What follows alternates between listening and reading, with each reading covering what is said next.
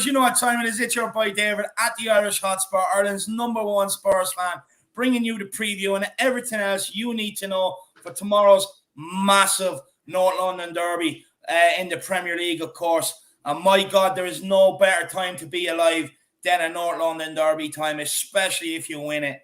So look, let's dissect everything going into it. There's a lot to get through, you know. So look, but we are joined, of course, by co-host Jack Kinnicky and Philip. Jack, my man, how are you? David, I've described this before as, kind of like a nonstop Manhattan train, bound for Brooklyn, and making no stops at all. It's my 4 train. It's going to be going straight through the Emirates. There's no stops at all. It's just maybe a bit of an explanation, I guess, is what this preview is going to be. How on earth, can we find a way to get the 3 points, since 2010? We're going to explain how. We're going to maybe hype up, a few of the Spurs fans as well, David. I just think it's just going to be that nonstop train, tonight. And I'm looking forward to it not stopping tomorrow as well. No, 100%. Same here. I cannot wait. Honestly, I'm absolutely buzzing. But speaking of buzzing, Philip, how are you, my man? Yeah, if you're not buzzing the night before North London Derby, you want to check your pulse. It's one of the 2 big nights of the year, pre-North London Derby, and I think tomorrow now we are going to show the Gunners who are the bosses in North London. I absolutely love it. I really hope so. Stop it, Philip. You're always getting us too pumped up. Honestly, I better get the missus to have one of them heart machines in here shortly. Absolutely love it. But look, let's see what Harris Army are joining us tonight. We have Adam in the building. Says, let's go, lads. Great stream earlier on the flatcapeurotalk. Big yourself, Adam, up. Really appreciate you tuning in, my man. Tottenham Tantrum says, hey, guys, we all on the busting train to take over the Emirates. And after we win, we can paint it. We can paint it white and blue. Come on, you Spurs. Come on, you Harris Army. Come on, you Flat Cap Army. Legend.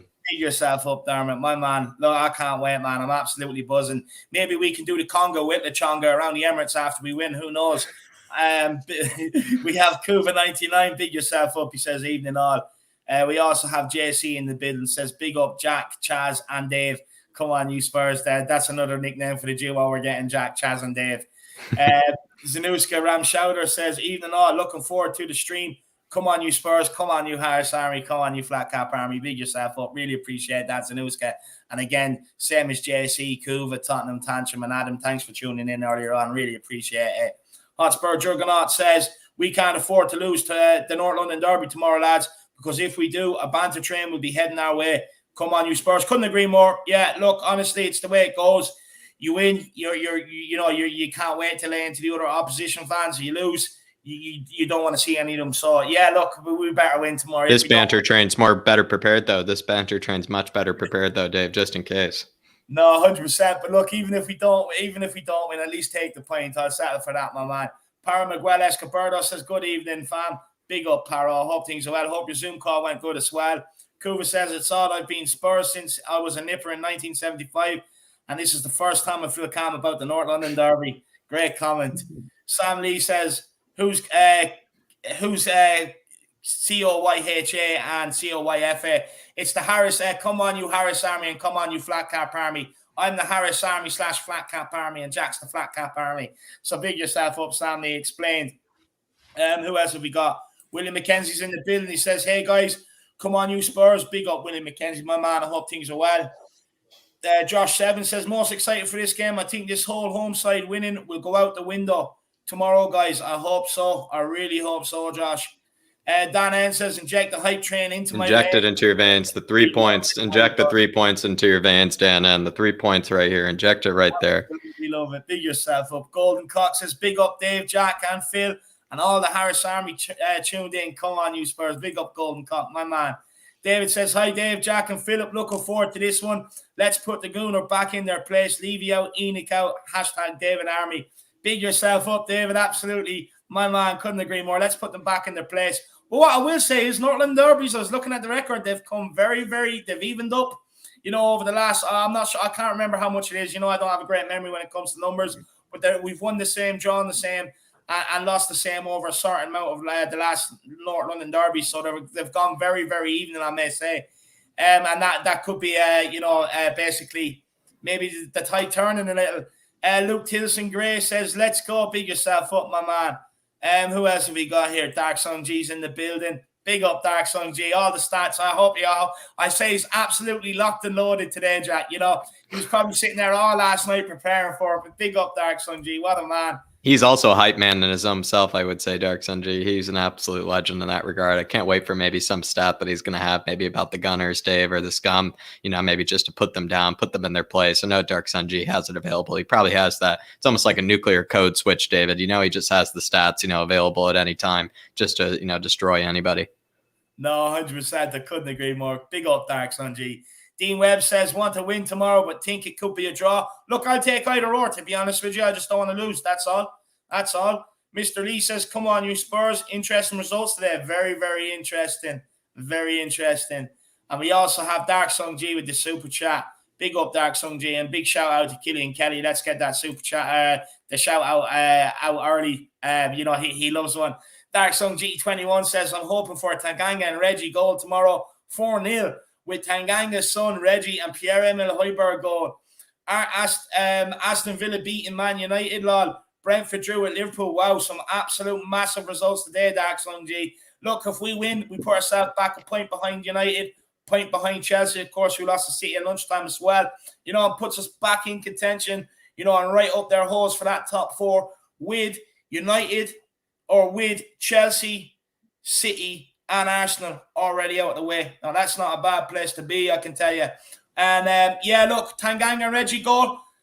No, look, Reggie, I think is looking like he's banging on the door for one. You might see a Reggie one. Tanganga, look, he's also banging on the door. Had a good chance, I think it was the other night. You know, nearly scored. He was unlucky. But, yeah, definitely knocking on the door, Dark Song G. Jack, you want to say that to Dark Song G? I'd love to see a Reggie goal. I know Reggie would celebrate it with absolute passion, especially when we even saw Reggie, the way he responded to that Eric Lamela, Dave Elastico, you know, the way he responded to that, you know, he absolutely was, you know, floored by, you know, that goal that, you know, Lamela scored. So I would say, you know, kind of think about it.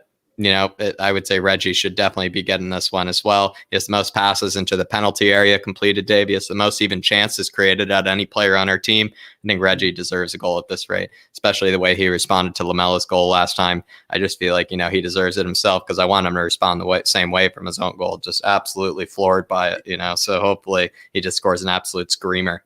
No, 100%. Look, I definitely think one's coming. I actually think him and Son down that left-hand side will have a massive part to play tomorrow. Sorry, it was I said Alaska. It's just like, why am I forgetting the word for it? Rabana. Yeah, the Rabana that he scored. Lamela. Yeah. So honestly, if Reggie scored anything close to that, I know he would probably be absolutely just floored by it. Looking forward to it. No, 100%. And big up Dark Song G. Really appreciate the support, my man. Top man. Let's welcome in a few more, and then we'll crack on with the Let's Dissect the North London Derby. But Lily White Lane says, you lads not watching the boxing? No, I will watch it when Anthony Joshua comes on, of course, if I'm off in time. But look, screw the boxing. North London Derby is more important to me, Robbie boy. But enjoy the boxing, my man. Hugh Stenmark says, good results today. I hope we can take advantage of it. Big up, you guys. Big yourself up, Hugo. My man, I hope we can. Definitely. Dark Sun G says we have to be careful of Smith Rowe and Udegaard or Urguard. I don't know whether that's his nickname for him or not, but look, 100%, we definitely do. Dark Song G. Look, for me, I think they're the two players that could turn the tide in the game tomorrow. But one thing I will say is, look, Højbjerg and Skippy in that midfield turning the ball over all day long. I can't see them getting into the game much, to be honest with you, tomorrow, Dark Song G. But you're spot on with them two players, and I know Jack agrees because he pinpointed them in stats with Jack last night. And anyone, if you want more North London Derby content after this, go back and check out Stats with Jack last night, where you get all the stats coming into this game, and you even get animations of, you know, plays and stuff like that, and tactics on where to win the game and stuff like that. And then we also done a little warm-up show on Thursday with the We Are Tottenham TV boys as well, guys. So great show, check it out. We have Paddy Harnett in here as well. He says, I won't be happy with a draw. I want nothing but a win, and 7 kinds of shit kicked out of that lot. Look, I'm sure Philip agrees, that's for sure. Do you agree, Philip? Paddy, another good Limerick man as well. 7 types. 7 types.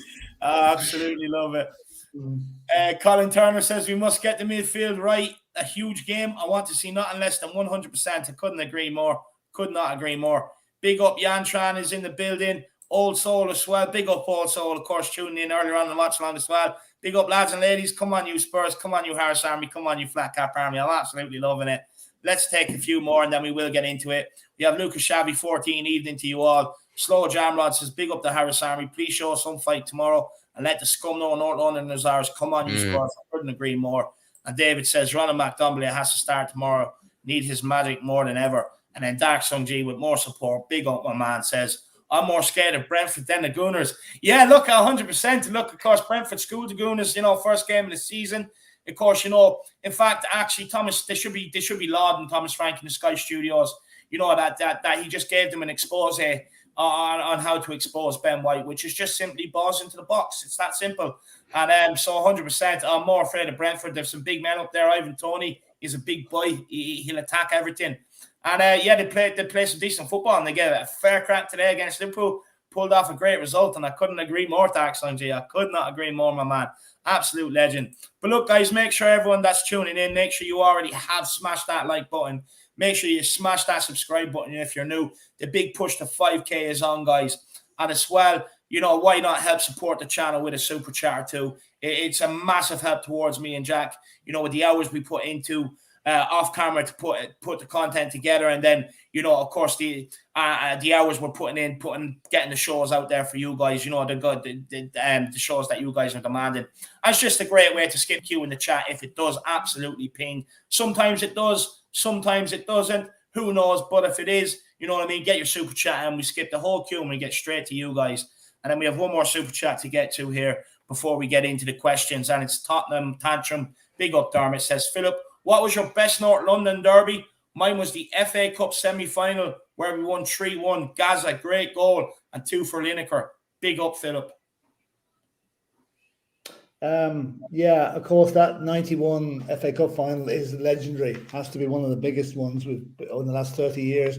But the one that I like most was, I think it was 2010, when we were 2-0 down at half-time and played off the pitch in the first half.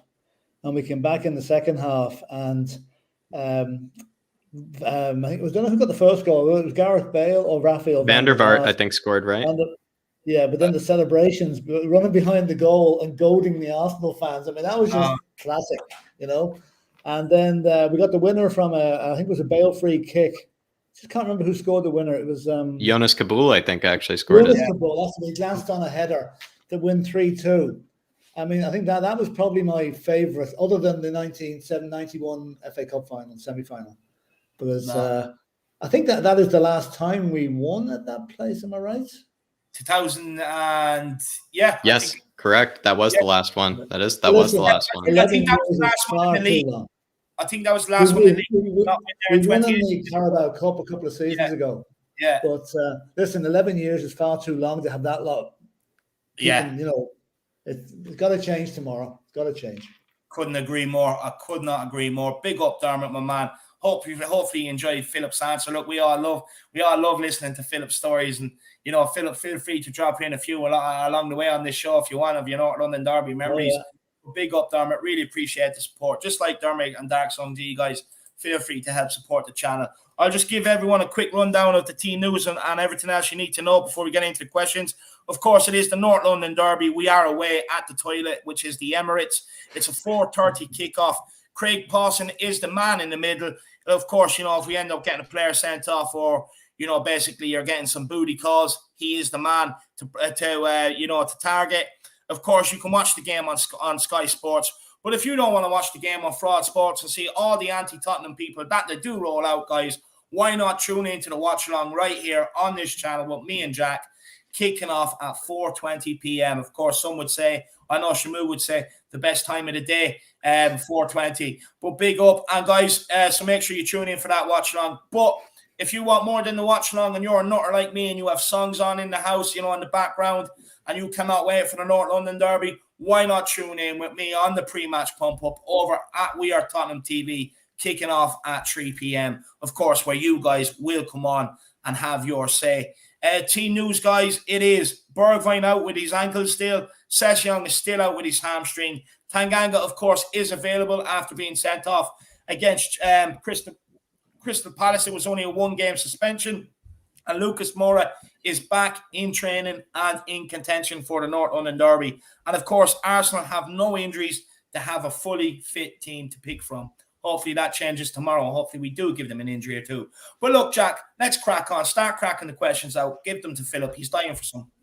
He's dying for some. He certainly is. And in fact, one of those people that's actually returning from injury is Lucas Moura, Philip. And in the case of Lucas Moura, do you feel like, with him, maybe potentially, if he were to start on the right, Kieran Tiny, in fact, he has some of the most shock rating actions, some of the most crosses, some of the most, practically chances created for Arsenal down that left-hand side. He's practically their bombing wingback. Do you feel like if we were to put someone in like Lucas Moura into the side, do you feel like you probably kind of check, Kieran Tiny a bit, maybe kind of make him think about maybe not venturing too far forward? How do you feel like Lucas Moura could, maybe shape up against someone like Kieran Tiny? Yeah, any fullback is going to be scared of Lucas Moura's pace. I think Moura should be lined up against Tiny, because that'll keep him in the Arsenal half, or it won't allow him to venture too far back, too far forward into our half. And as long as Lucas tracks him back when he does do that. But yeah, I think it would be a really good way of keeping him quiet. Like, he is one of the main suppliers. And if we can cut off that supply, there's not too much else really. So that would be an important factor to keep Tierney busy, and Lucas could be the man to do it. Do you think also, maybe just as a follow-up, do you feel like Lucas also even provides a bit of that pressing kind of nature where even if Kieran Tierney is trying to get a bit further forward, like, he just knows that Lucas is not going to just let him, kind of wander past him. Not only can Lucas provide goals for us and maybe a bit of creativity, but also, like, he's not going to make it easy even for Kieran Tiny on the ball. Yeah, Lucas is a really good man to press.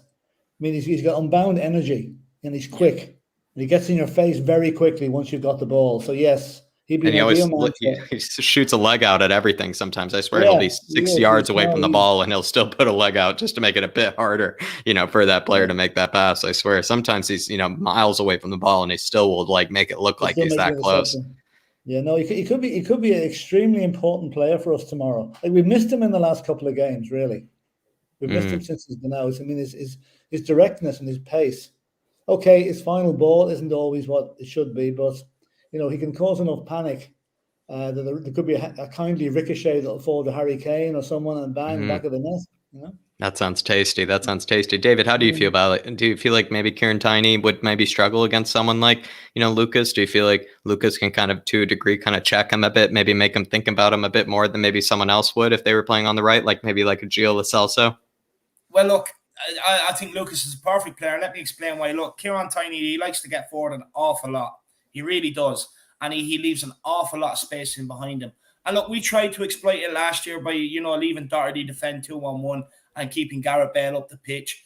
And we just couldn't get the ball off them. Doherty was being spun by the same move. And Tierney is an important part of their attacking play with the space he creates down that side. And he's very comfortable on the ball too. But the thing is, with Lucas Moura, he's going to have something to think about, because with Lucas Moura, like Philip was saying, he's an absolute bundle of energy, right? And he'll have no problem tracking back. But if he picks the pocket, or someone else picks the pocket and feeds Lucas, he also has the speed and the dribbling ability to just drive us up that pitch, which means Harry Kane won't have to be dropping deep. Harry Kane can make himself available in the box. Sonny at the other side, getting legs in and around Harry Kane, driving at Arsenal, freeing up Harry Kane. I think Lucas Moura is the perfect player to exploit that space that's left in behind by Kieran Tiny tomorrow. And I'll tell you why it's true, is because they actually used Tiramisu, the other side, Tomiyasu, to pull in and create a tree at the back when Tierney bombs forward. So that just goes to show that they have realised that there is a lot of space left. They've realised themselves that there is a lot of space left by Tierney going forward, and that's how they counteract it. But the thing is, Harry Kane's going to bully all three of them tomorrow. You have Tiramisu, Ben Shite, and Gabriella. Right, so you have the three of them. Harry Kane's going to wipe the floor with them tomorrow. And like we said, if you have Lucas down one side, Son down the other, God help them if we get a 3-on-3 tomorrow. God help them. But yeah, Lucas Moura is absolutely pivotal tomorrow, I believe, on that right-hand side. Because he just to answer Paddy Harnett, who I feel like is just an absolute legend. Sorry, Dave. I feel like we should just answer him quickly. I don't think we need dive too much into it, because with stats with Jack, Paddy, I would say a lot of this, if was broken down, for your question here. I might say the person that really needs to step up and the one that I want to step up is exactly Reguilon. You know, the one that Dark Sun G highlighted as the one to score the goal. Reguilon for me. How do you feel, guys, if you were to pick one that needs to step up? Philip? I'd go for Ndombele tomorrow. We're getting signs of what he can do. Okay, he might have cost us 2 goals the other night, but you know that he's a bit lazy in his defending, to say the least. But going forward, I mean, his goal was a perfect example. I mean, that was like a bulldozer going through the defense. He just kept going, you know, until he got the shot away. So I'm going for Ndombele to cement his growing reputation, and plus the fact it's his 4th game in 2 weeks. Think about it. So, you know, he's getting his fitness back. You know, he must be eating the right type of salad. No, 100%. Look, it's definitely no Caesar salad. I think it's just rocket leaves, Philip. But look, do you know what? Look, I would say the two of them are very important tomorrow. And I know everyone's actually going to say Harry Kane. I'm actually going to shock a few people. For me, I actually think Sonny. Because, look, we've seen Harry Kane without Sonny. He hasn't looked himself. And we need goals tomorrow. And I just think with Son in the team, Kane knows how to link up with him. Son creates a lot of chances for Kane. He also creates a lot of space for Kane. And when Son gets the ball, Kane can make runs knowing that he will get it. So I'm actually going to say Sonny tomorrow. And that's the one for me, Paddy. Paddy, don't you worry. You know, don't you worry. I think it's a fantastic question. I just wanted to get it over. You know, I just wanted to address it right away. And so, Paddy, don't you worry if you can't, you know, make the stats with Jack. It was also at a very kind of crazy time last night. Still plenty of people that joined us, though. It was an absolutely cracker of a show. If you ever have time, you know, to still catch up with it. But I would just say, Paddy, you know, you're an absolute legend in the Harris Army. And I just wanted to be able to answer your question, though, while I could. So really, don't apologize. Don't apologize at all. But the next question here, boys, it is going to be about actually Jaffa Tanganga. And in Jaffa Tanganga's case, do you feel like maybe that moment that he had Wilfred Zaha, you know, a bit of that maybe bit of, you know, lack of discipline, maybe lack of, you know, control of his temperament. Do you feel like maybe that might be a bit of an issue, you know, coming into this match? Or do you feel like Nuno, no matter what, will still be slotting him, you know, right back where he belongs? Philip, sorry, I should probably ask you. Yeah, Tanganga will have learned his lesson.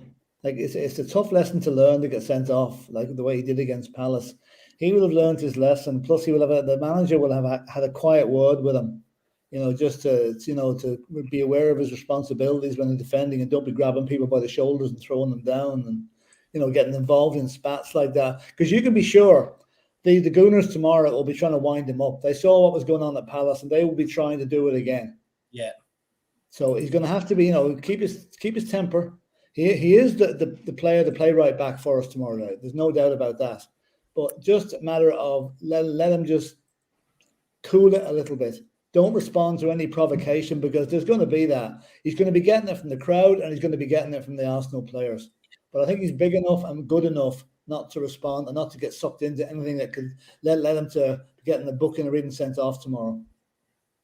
David, in your case, do you feel like, you know, maybe a lot of people say, you know, Tanganga, he plays for the shirt. In fact, he almost wears the badge harder than anyone else, you might even say, in the squad. He's honestly just a real role model to anybody, you might say, in that regard. Do you feel like he'll be able to control himself maybe a bit better? Maybe he learned his lesson from maybe times past, you know, maybe against Crystal Palace, you know, another London derby, as much as people probably like to rip on Crystal Palace, it still was a London derby at the end of the day. Do you feel like he might have learned his lesson? Do you know what? Look, I think he would have, Jack. Look, the thing is, I'm kind of glad that it happened at the time it did because it means it's a lesson learned because that could have been against Chelsea. That could have been in this North London derby. So I think maybe the fact that it happened against Palace was probably a blessing in disguise for Tanganga, you know, especially so early on as well into because he looks like he's going to be in the starting 11 all season long. It looks that way, bar injury and that. So, like, it's good that he's learned that lesson early on. And, look, I'm sure Nuno's been in his ear all week. You know, we want to keep your aggression. We want to keep your passion. We want to keep your tenacity. And we want to keep your die-hard attitude towards the badge. But we need to channel that aggression in the right way. Whether it's bursting forward with the ball, whether it's, you know, making that extra sprint backwards sometimes or whatever it may be. But I guarantee he's been in his ear all week. You know, just channel that aggression. And for me, look, I actually think it'd be suicide to take him out of the squad if Nuno did on the basis of his temperament, shall we say. Because I actually think the aggression is what's going to win us this North London derby. I truly believe that. and he's a massive part of that. And look, this kid, right? You can only imagine with this kid coming up through the Spurs ranks. He has dreamed about playing the North London Derby. Yeah. He has dreamed about it, and he's getting his chance tomorrow. He's not going to want to screw up in front of the Spurs traveling fans tomorrow. In fact, I actually think he's going to relish it, and I think he will channel it in the right way. I think just purely because he knows how much this means to the fans, how much it'll mean to him personally as well. Look, like I said, he had dreams of growing up playing the North London Derby. His parents watching him in the North London Derby, all the cameras on him, and if he keeps it up, he probably won't find himself too far away from the England squad either. So for me, I just think he learns from that. I think he channels it in the right way tomorrow. And I think, a bit like the City game, he'll end up pocketing Kieran Tiny and, a sack of shit. And maybe speaking of Japheth's parents in this case, then, David, do you feel like, maybe you play the role, let's say, in this question of Japheth's mother? Japhet, he always likes to take two players with home with them at the end of the night, at the end of the match. If you had to ask him, listen, Japhet, you can't take two home at once. You only can have one toy, take with you, play with at home. Who would you say he's going to be having under his arm, giving a noogie to, just saying, you're coming home with me tonight? Is it going to be Kieran Tiny? Is it going to be a Bakary or is it going to be a Saka? Is it going to be maybe a Granit Xhaka? I don't know. Is it Odegaard? Who's he going to be taking home with him? No, look, I don't think it matters. All you need is one, Jack, because, as the famous song goes, an Arsenal fan on a string, everyone knows the rest. I don't need to sing it. So he only needs one to put on a string. If he had a choice, I'd say, I probably should take the captain of the Arsenal team just as a add disrespect, put him on the string, and everyone knows the way the rest of that song goes. So, is there any player in particular you would like to see him take home? Maybe Philip, just maybe just keeping the pen. I wouldn't bring any of them home. I'd chuck him out the car window halfway there. Plus the fact he'll probably get sick of them, right? He'll get sick of them at like a toy. Them home just to wash their kit, and we can't have Arsenal kit mixed in with the Spurs. I mean, that's pollution. That's not allowed. Anyway, the colours will run unless you put a colour catcher in there. Anyway, Yeah, we would be playing in pink shirts the next time. We're playing the role of Japheth's mother very well, I will say. We're concerned about the laundry. We're concerned about, you can't be taking too many toys home, Yeah, but seriously, Tanganga's been a Spurs player since he was nearly an embryo. Like, he's been there so long. Yeah. Playing Arsenal must be the absolute epitome of his, he's waited 15, 16 years for this. He ain't going to miss the chance. He is going to be legend. He's going to be. I said at the start of the season he'd be an England player by the end of the season. I still stand by that. I love that prediction. I actually love that prediction. He's prediction. going to be a regular right back because let's face. I think Emerson is going to come into it. He's going to be pressing him for it, but I think it's probably only injury or suspension. Hopefully not the latter. They'll keep Tanganga out of the side on a regular basis. Hopefully even challenges Højbjerg, for last season, because Højbjerg last season in terms of yellow cards, practically just destroyed everyone in that regard, was actually showing that passion. And maybe Japhet Tanganga would like to sit at Højbjerg's table, in that regard. I said that about Skippy in the past. Everybody's just trying to hang out with Højbjerg, kind of learn that kind of side of the game. And so maybe Japhet is just doing the same, just trying to, sit alongside Højbjerg in that regard. But we do have actually a new member, and I'm very excited, hopefully, in this case, Dave. I just got to address it. It is David from the David Army, as well as the Flat Cap Army, as well as the Harris Army. David, I really hope you can join us maybe come Monday, especially 3 points, inbound as well. Maybe you can be part of that maybe fan show, that post-hype train. Like I said, the train never stops at this rate, but maybe he can join us. David is an absolute legend of the Harris Army already. So honestly, so happy to see that he's become a member. No, exactly. What a legend. David, no excuses. I want to see you Monday, my man. I want to see you Monday. No excuses. Everyone else, if you do want to grab that channel membership, come on Monday for more Tottenham therapy or Tottenham, basically just absolutely adulation for the club. Make sure you grab that membership, especially if we beat the Arsenal. We can just sit there and adore a great club for a day or two. So grab that membership and make sure I see you all Monday, whether you want therapy or whether you want to sit there and glow. Either way, membership is good. It's better than Amazon Prime. It's better than Netflix, guys. Make sure you grab it. And look, over 100 people watching right now. Make sure you do smash that like button. Look, make sure you get over to flatcapeurotalk. Smash the subscribe on that as well. You want to keep skipping the queue, guys. Feel free to get the super chats in, and it is a great way to show your support for myself and Jack. And David says, everyone get your memberships. You tell him, man. You tell him. But look, let's crack on, Jacko. Let's crack on to the next one here, Dave. And this one I think is, and everybody, by the way, the questions now, they're coming all from David tonight. Like he really took the time, really thought about, how do we get the best out of these questions, maybe for the hype train as well, also to, still be a bit more thought provoking as well, in terms of these. And I think this is a really good one, maybe just to take a trip down memory lane and also still ask you, what you feel like, what does this really mean to you in this case? And so really just question is simple, Dave. I mean, I'm going to go to you first, if that's all right. How special is the North London Derby, and is it the best derby in world football to you? Look, I'll be honest with you. I actually want to hear Philip's answer on this first. Sorry, Dave. Yeah. No, look, I said beforehand, but I did have him in mind when I put the question together. But I do want to give myself credit for the question. It's so simple, but yet one of the best questions you'll see around. So look, Philip, take it away. Let's hear your answer, my man. Well, look, when the season's fixtures come out, the first two games every Spurs fan looks for is Arsenal. Now, given the history between the clubs and given the fact that they no longer belong in North London and Manchester United do, I think that this is where the animosity between the clubs comes from. I mean, I just to throw things back a wee bit, back at it's a bit of a history thing. Back in 1919, after the First World War was over, the football had been suspended during the war. And Arsenal got promoted to the first division ahead of Spurs, even though they finished way below us in the league. They used political influence by their chairman, who was an MP, a local MP, and very influential, to get Arsenal voted into the first division as it was at the time. And Spurs had to remain in the second division for another few seasons. Now, if that wasn't enough to get Spurs fans' goats up against Arsenal, I don't know what is.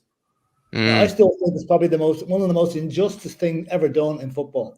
Yeah. Imagine finishing ahead of a side and they get promoted instead of you. It just doesn't bear thinking about. Can you imagine it happening today? There would be absolute war over it.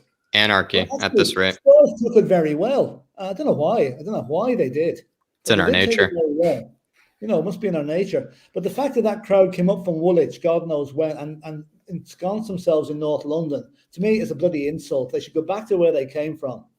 And that is why it is such a special game. To put one over on the Arsenal, it doesn't really matter. You could lose to Port Vale the following Tuesday, but you've beaten Arsenal on the Sunday, and that's the one that matters, Now, whether it's the best North London derby in the world, or no derby in the world, it is to Spurs fans. It probably is to Arsenal fans.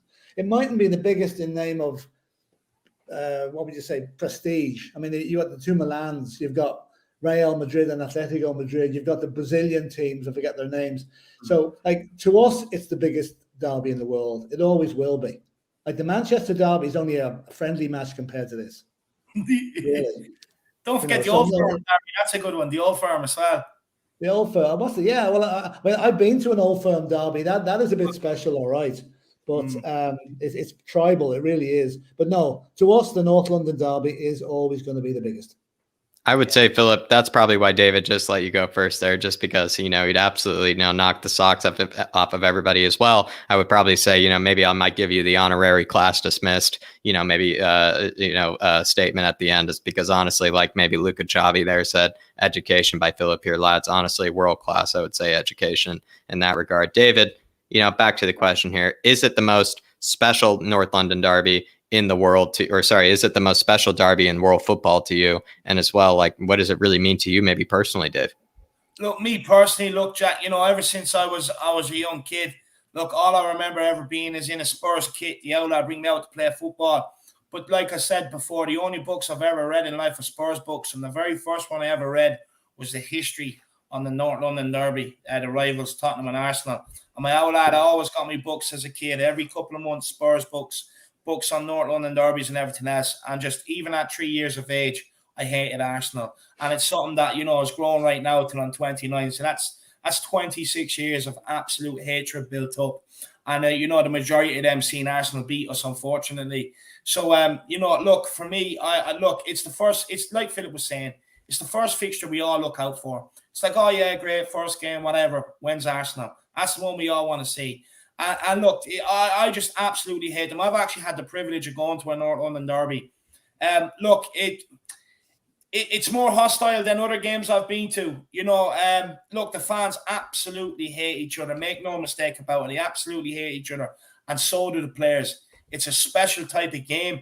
I'd say it's the game where both sets of fans, no matter whether you're away or you're home, are in absolute full voice. I mean, full voice. And there's nothing better. As much as it is great winning one at home, there is nothing better than turning the enemy over at their home stadium.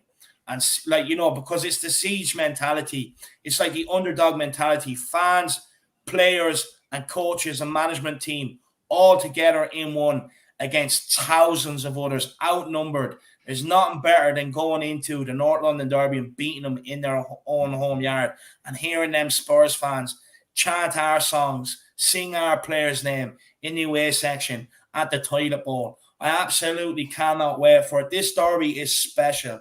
It is special. And look, it's always a game. I've gone to Tottenham v loads of other teams, but the only one I ever wanted was the North London Derby, and I'm so glad I ticked it off. I really, really enjoy it. I have to say it's really special, and just it's always been special. Like I was saying earlier, it's always been special just since being a kid. And look, do I think it's the best in the world? Me personally, I do. But like Philip was saying, look, there's some other derbies out there where maybe they're more noisy or they're more tension in them or whatever else. But for me, look, it's the one that, look, you get games coming up and you're like, oh yeah, grand. You don't really get excited for it until maybe a Friday, Saturday. But this one, you're looking at 2-3 weeks ahead. You can't wait.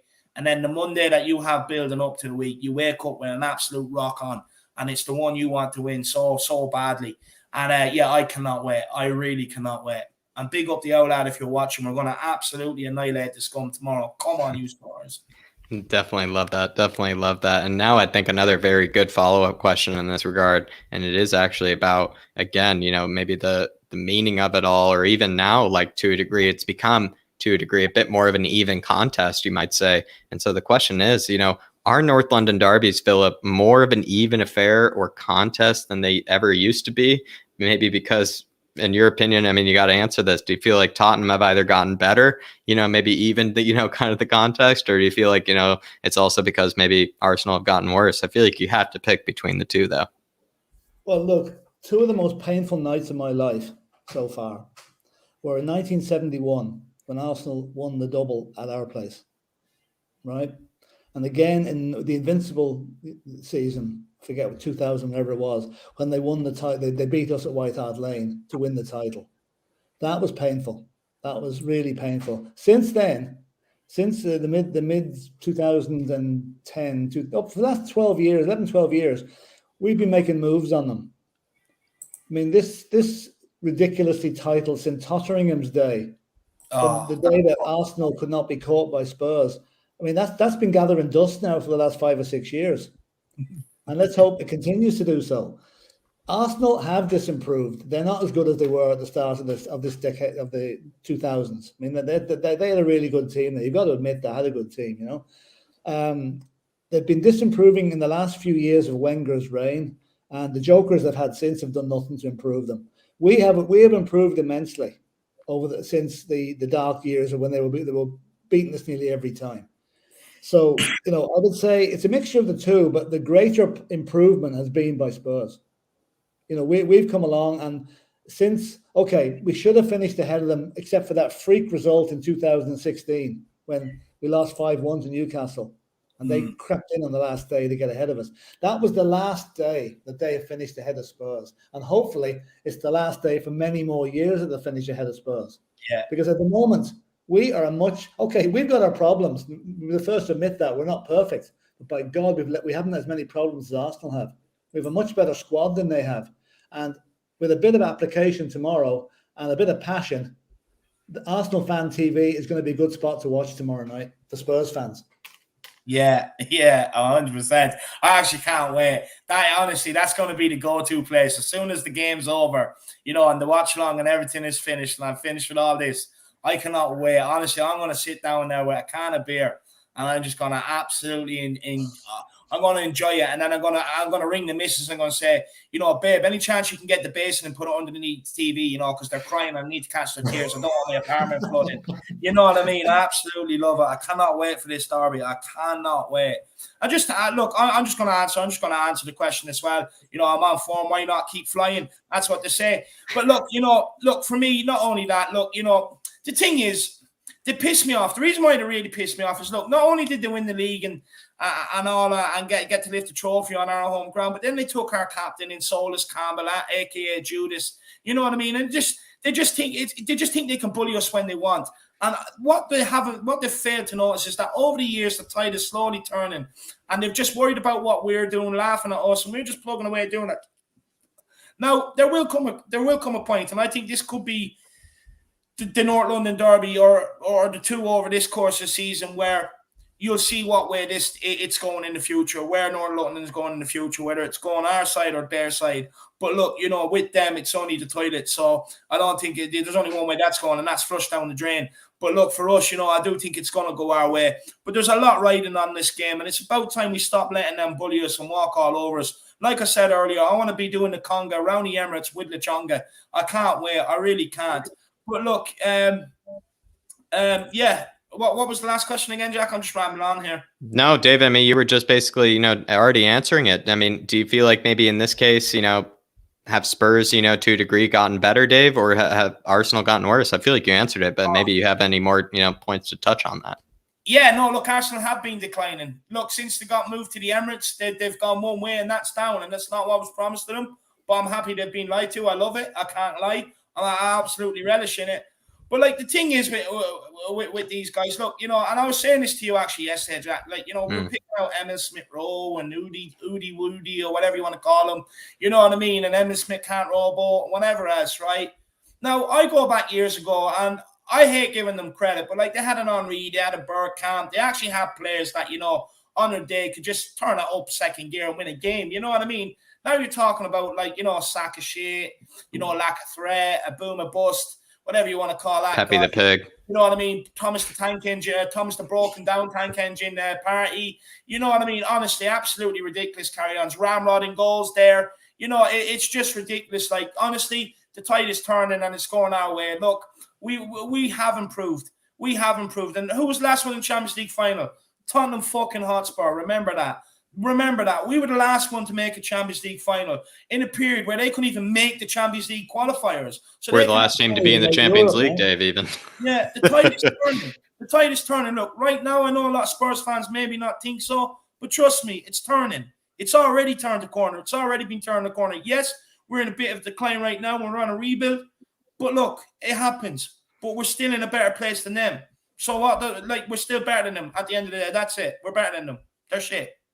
I love it. I absolutely love it. That's only the hype train that we only need, Dave. That's exactly what we need. But then maybe going into actually, the occasion, it is going to be at the Emirates as the toilet bowl. Maybe it was referenced by David earlier. Why is it so hard for either, Arsenal or Spurs? It's not just us. It's also hard for them, especially in the last 5 or 6 years, even more than that, to even win at our ground as well, David and Philip. Do you feel like maybe, Philip, is there some kind of voodoo, some type of, thing, case, why is it so hard for either team to win at the opposing ground?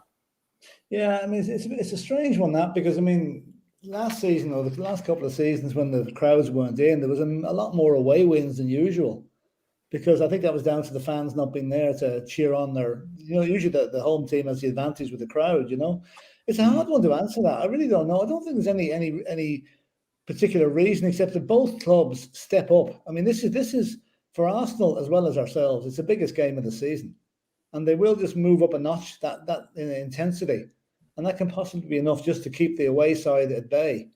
Other than the fact that we the last couple of games at Arsenal, okay, we lost last season 2-1. We probably shouldn't have lost it. We've beaten them fairly comfortably at our place, from what I remember. And whereas we've been a bit unlucky at whatever I refuse to use the name of their ground, So it's a tricky one to say. There's probably a bit of psychology in there. The players, it's in the mind. It's difficult to get over the hump. But I think tomorrow, if Nuno sets us up right tomorrow, we're never going to have a better chance of beating that 11-year hoodoo of not winning there. And once we do it once, we're not going to stop there. Can't stop there. So, David, same question to you then. Do you feel like, why is it that the home team continues to, win these fixtures regardless of form? Even David, maybe to add a bit of context to it, it feels like, the home team can still win these fixtures even in the worst of form. Why is it that also then the away team continues to, can't seem to find that magical 3 points. It's almost like, you know, an unachievable 3 points, Dave. Yeah, no, look, it's just purely luck. Like I was maybe explaining a bit earlier on. Look, you're outnumbered. You know, you're severely outnumbered. And look, what it is because they hate each other so much and they know what it means to the fans, right? The home team cannot go down losing. They can't. And the reason why they usually end up winning is because the crowd is louder. You know what I mean? They will react to the crowd. And they know. Whatever about if they go and lose the game after, or you go and lose to like a Colchester like we did, they know. The one thing you cannot do is lose a North London Derby at home, because the fans will be baying for blood otherwise. That's the one result every year you cannot afford to drop. And they up their game. And usually I think that's why the home team wins, to be honest with you. That's my feeling on it. Whatever way, look, you know it's difficult, but you cannot lose the home one. You cannot do it. I mean, it's pride and integrity practically on the line, Dave. I completely agree. Dark Sun G saying they spend a lot of money on players like Pepe, Ramsdale, and White. That is why they're so bad. LOL. Also, they give a new contract to Xhaka. Oh my God. Like, I'm. It's only, you know, a bit of, you know, ecstasy for us, Dave. I would say, you know, exactly what Dark Sun G wrote here.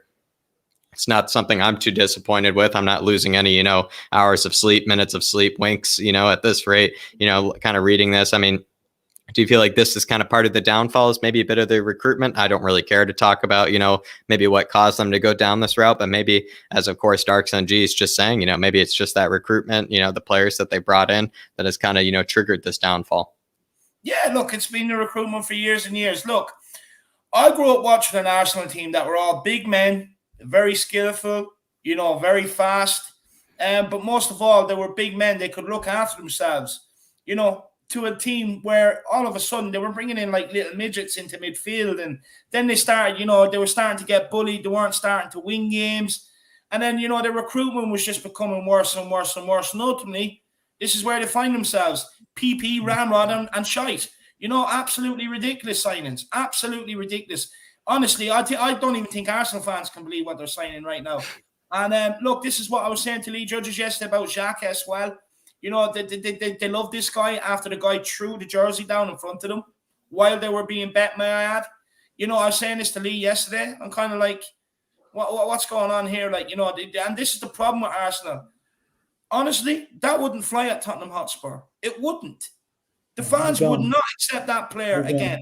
Even if the manager decided to put him out, the fans would not accept that player. He'd get no song sung about him. He'd probably be booed when he touches the ball, and they'd make sure the manager gets the hint, you don't play this shit out. But of course, at Arsenal, it just goes to show who's running the locker room. It ain't Mikel Lego head or Tata, is it? No, it's players like Xhaka who can do what they want, disrespect the badge, but then walk around in the North London Derby pointing to it when he gets a yellow card or a red card, hopefully. What an absolute buffoon of a man. Yeah, honestly. Philip, what would you say to Dark Sun G's comment? Is it just the recruitment that has caused a bit of the downfall? What has caused this downfall? Well, I'll just turn this question on its head a little bit. We all complain, a lot of us complain that Levy doesn't spend enough money on players, right? And that every deal is a hard one to get through. I'll tell you one thing. If Levy had signed Pepe, Ramsdale, and White, there'd be a bloody uproar from Spurs fans. They'd be saying, Jesus Christ, Daniel, what's wrong with you? We lost your marbles. Especially with his own money, you know, at that rate, you know, in the case of Levy, you might say. Jesus, I mean, you might as well go back, I don't know, and buy a player from the Conference League or something as regards White. I mean, I think Harry Kane must be licking his lips tomorrow up against this guy, you know. It's bad recruitment. It's panic buying. They bought. Yeah. It was like walking into Tesco at 5 minutes before closing time and grabbing everything off the shelf, thinking you need it, and when you get home, no, you just didn't need that. It's the same as those players. They are not good. They're not good enough for a team that purports to be a top 6 team. They're not a top 6 team, but they just think they are. Yeah. Couldn't agree more. Dark Sun G, my man, really, really appreciate the super chat. Really appreciate the support. You have no idea how much it helps. Everyone else, feel free to get in the super chat, help support the channel. Plus, it skips you to the very top of the queue, and we'll get to it straight away. But go on, Jacko. Keep plugging away, my man. On to the next one, and this is probably only considering maybe the season that we are, you know, currently in right now, David. So, kind of have to take in maybe all the previous form and history that maybe, the other club likes to hold on to. And even we like to hold on to a degree as well. It is just considering this season. This season, Arsenal struggled to score goals, Philip, and Spurs also, in fact, struggled to bounce back after going 1-0 down. How important is it then that this first goal, maybe were to come to us? And do you think even that the first goal might even decide the match? It could do. Now, in fact, up to the Wolves game in midweek, like 1-0 seems to be a favourite score for us to win by. Okay, we're not creating chances. We weren't creating chances, but against Wolves, we started to create chances. I think we had 6 or 7 shots on target, of which most of them would have been goals only for the goalkeeper. So while I don't think the first goal tomorrow, not in the London Derby, it's not going to be decisive. If we go 1-0 up, we'll go 2-0 up, right? If they go 1-0 up, we'll still go 2-1 up. So we're not going. It's not going to be 1-0 tomorrow. Yeah. I think I can see. Okay, there'll not be a hatful of goals, but I think we have a better chance of scoring goals now that our forward line is starting to click. That Harry is getting back into. He's got his first goal there not in the league yet, but he's got a goal in the cup. Son is back playing alongside him tomorrow. So I would expect them, given the porous nature of the Arsenal defence, that it won't be 1-0 tomorrow. And if we go 1-0 up, we're not going to stop there. We're going to go 2-0 and hopefully 3-0. Then we might relax a little bit. But I don't think it's going to be 1-0, and certainly the first goal isn't going to be decisive. Interesting take. Interesting take, because I've gone for the 1-0 multiple times. I think that's just Diego Simeone speaking through me. He loves me and him love a good cloak and dagger. Even David and I today practically saw MMA on the screen. I would say anybody, if you don't really want to pay for that Joshua fight tonight, just watch Borussia Mönchengladbach versus Borussia Dortmund tonight. It was practically just all out war out there, David, that we were watching today. Would you maybe then say, Dave, whoever gets that first goal, since Arsenal do struggle to score goals and Spurs struggle to even come back from 1-0 down, apparently this season as well. Do you feel like maybe the first goal could decide this match, or do you feel like with Philip, it wouldn't matter? Do you know what? I think for us, it might decide the game, to be honest with you, especially with us being away and stuff like that. I think personally, if Arsenal get the first goal, just looking at the lack of fight in the Palace game and the Chelsea game when we went 1-0 down, the way our heads just crumbled and we kind of accepted, oh, here we go again, we're going to lose, are we shocked? No. You know what I mean? I don't want that sort of defeatist attitude. Look, maybe you probably won't see that in the North London Derby. My opinion is if we go 1 down tomorrow, we won't win the game. We might come back and draw the game, but we won't win it. I think if we get the first goal, I think we win it. I think we win it. I think for me, the first goal decides who wins the game. That's my opinion on it. Look, do I think both teams will score? Probably yes. But like I said, if Arsenal get the first goal, I think they'll win it. But if Tottenham get the first goal, I think we will win it. Even if they get an equaliser, we will go on and get the second or the third. Look, I'm actually predicting this to be... I think they're going to be very unhappy tomorrow, Arsenal fans. I really do. I think they're going to be an absolute uproar. I think Tottenham are going to turn up. We're going to turn up in style, and we're going to get the job done well. We're going to... A lot of the questions that have been put on Nuno and the players, I think are all going to be asked tomorrow, and there's no better game to do it, that's for sure. But I think the first goal decides the winner of this derby. I'd like to say, maybe just to be a bit different here, I'd like to say we will score that first goal, but I don't think it will be maybe the cause for any more goals to maybe happen again. I would love nothing more than a 1-0 performance, especially at their own toilet bowl, Dave. I mean, honestly, it sounds glorious. It sounds delicious to me, to have a 1-0 in their own stadium as well. I think there's no better statement from Nuno, especially it seems like Nuno, to a degree, a lot of people hate the 1-0s. It just then might make people who have hated those 1-0s even, a bit, more satisfied maybe with what Nuno's trying to do over here as well. So all I can say is I'm going for the 1-0, but I do kind of agree with that really brilliant question that David came up with, where Spurs at the end of the day do probably struggle away from home to get that 1-0, to come back from 1-0, as well as Arsenal really struggle at scoring goals at all. So where is that, what's going to happen when that first goal goes in? I really do think it could be the decider. But Faz Radfar here saying Arsenal will benefit if we win, as Arteta will go. I mean, we can't concern ourselves too much with the enemy. We can't concern ourselves too much with scum, Dave. But I mean, would you feel like that would be the case? You mentioned it before, maybe, where you said it would actually be maybe the end of Lego Head. No, I think it will be. I think it'll definitely be the final coffin in Lego Head's tenure at Arsenal. But look, it doesn't matter. They ain't going out getting a Conte. They ain't going out getting anybody of any decency. They're going to look at the squad and like, don't fancy that. And they spend 100-odd million, and then you look into what they spent it on. No manager's going to put up with that, and unfortunately, you're going to end up with another guy like Mikel Arteta, or they're going to end up with your man from Southampton, or something like that. But that just kind of shows where they're at as a club. Like, not that your man from Southampton's a bad manager, but they would never have got someone in like that before. You know what I mean? So, look, and like I said, I couldn't care less if tomorrow, gets him the sack. I really couldn't give a crap. At the end of the day, the squad's not going to do much this season. It's as simple as that. It's not a good squad. It's overrated. They're all over there, whacking themselves off to PP and the Congo, whatever you want to call them, and you know what I mean. And like they're just overhyped, overpriced players that have come into Arsenal. And the thing is, like, the reason why they get actually ripped off is because everyone knows they're needed. So even when they're looking for an average player, like I say, I probably couldn't believe their luck when they came in for Ben White. Yeah, 50 million you can have him. You know what I mean? And, well, we know you need him, so you're going to have to pay the 50 million. So just pay it. Why are you arguing with me, Edu? Pay the money. And then he does. You know what I mean? It's so stupid. I'm absolutely,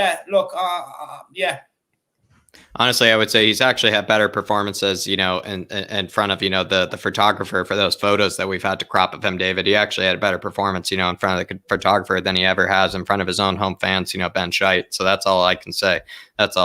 But moving on to the next question, which I think is a very thought-provoking question, yet again, created by David here, and I have to, maybe break this down for you a bit, Philip. Creating quality chances has been a huge problem, Philip, this season for Spurs. And we've actually created the fewest chances in the entire Premier League, with only 32 chances created so far. And fans will probably not put up with putting up, another kind of, I would say low chance creation performance, especially in a North London derby, Philip. Now, many of us do think that the personnel in the midfield, as well as maybe that, kind of Tanguy kind of question, is the solution. But we do rank still in, the lowest in the Premier League in terms of our even distance covered as well. So, Philip, you got to break that down. We have the fewest chances. We have the fewest, or the least distance covered by any midfielder. What is the solution? And could the solution simply be putting in someone like Tanguy? Could it be Nuno maybe allowing the players to go a bit further forward, giving them that freedom? Or is it just maybe the players themselves, being a bit too tight, being a bit too kind of hesitant, maybe you might say? I know it's a difficult question, but, it's kind of something that's been in our minds, really. Well, I mean, like the lack of creativity really has been a huge issue for us this season. And I think I put a lot of it down to the fact that we have a new manager who didn't have much time with the squad pre-season. A lot of them didn't come back on time. It's probably only now that he's had a chance to get everybody together and nearly everybody fit and back in the country again. Ndombele, I think, is most people's hope that he will start to provide some of the creative spark that we need. Like, I mean, let's face it, we never replaced Christian Eriksen. And since that day, our creativity has gone backwards. The Chelsea doesn't seem to be able to do the business. Brian Hill, I think, will do it up to a point now, but I don't think he'll be involved at the start tomorrow. So I think there's an awful lot of impetus coming on in Ndombele to try and carry on to there's been green shoots of what he can do in the last couple of games, especially against Wolves there. Okay, he made mistakes. He's cost us. He's defensively, let's put it this, he's far more productive for us going forward than defending at corners, because he just doesn't seem to pick up the player that he should be marking, So I would say he is one aspect that we can use to create more. As I said, Brian Hill. I don't know about I like Dele Alli, but I have a feeling Dele may be heading backwards again. He's just seemed to have lost that spark. He's giving the ball away far too much. He's not really creating, although that was a beautiful pass that put Harry Kane in on Wednesday night. So more of that would help. But, again, I would say, surprisingly, a player that could provide us with a few of the killer passes is Højbjerg. Playing in his Denmark Højbjerg role. Jr. Yeah, Højbjerg Jr. Moving a little bit forward, you know. And then, and I don't know how true this is, but I saw somewhere yesterday that Spurs are preparing a move for Philippe Coutinho in the January window. He's kind of become almost like a mercenary at this rate, you know. Yeah, Philippe Coutinho, he's just playing for any side. He can pick a pass. I mean, that guy is good. If we got him on the right terms, I'd take him, you know. But if the right terms are under 300K a week, I would say we don't want another Bale situation. Well, that's true. But then again, look at the goals Bale scored for us. You know, take the same again from Coutinho. But no, let's face it, we do have a problem. We're going to have to make do what we've got until January. We have 3 or 4 months now to arrange that team into a way that increases the stats. I mean, Spurs not being one of the top creative chances just doesn't sit right. I mean, we're noted for our attacking football and flowing football and creating chance after chance. I mean, we've gone a couple of games this season without even getting a shot on target, which is, Jesus, it's unbelievable. You know, that cannot happen. Certainly can't happen tomorrow. There's got to be chances created tomorrow, wherever the hell they come from, you know? Really good point, actually. Really good point, Philip. But David, unless you want to answer the question, I could address, you know, the really good super chat from Dark Sun G here. No, look, I think Philip.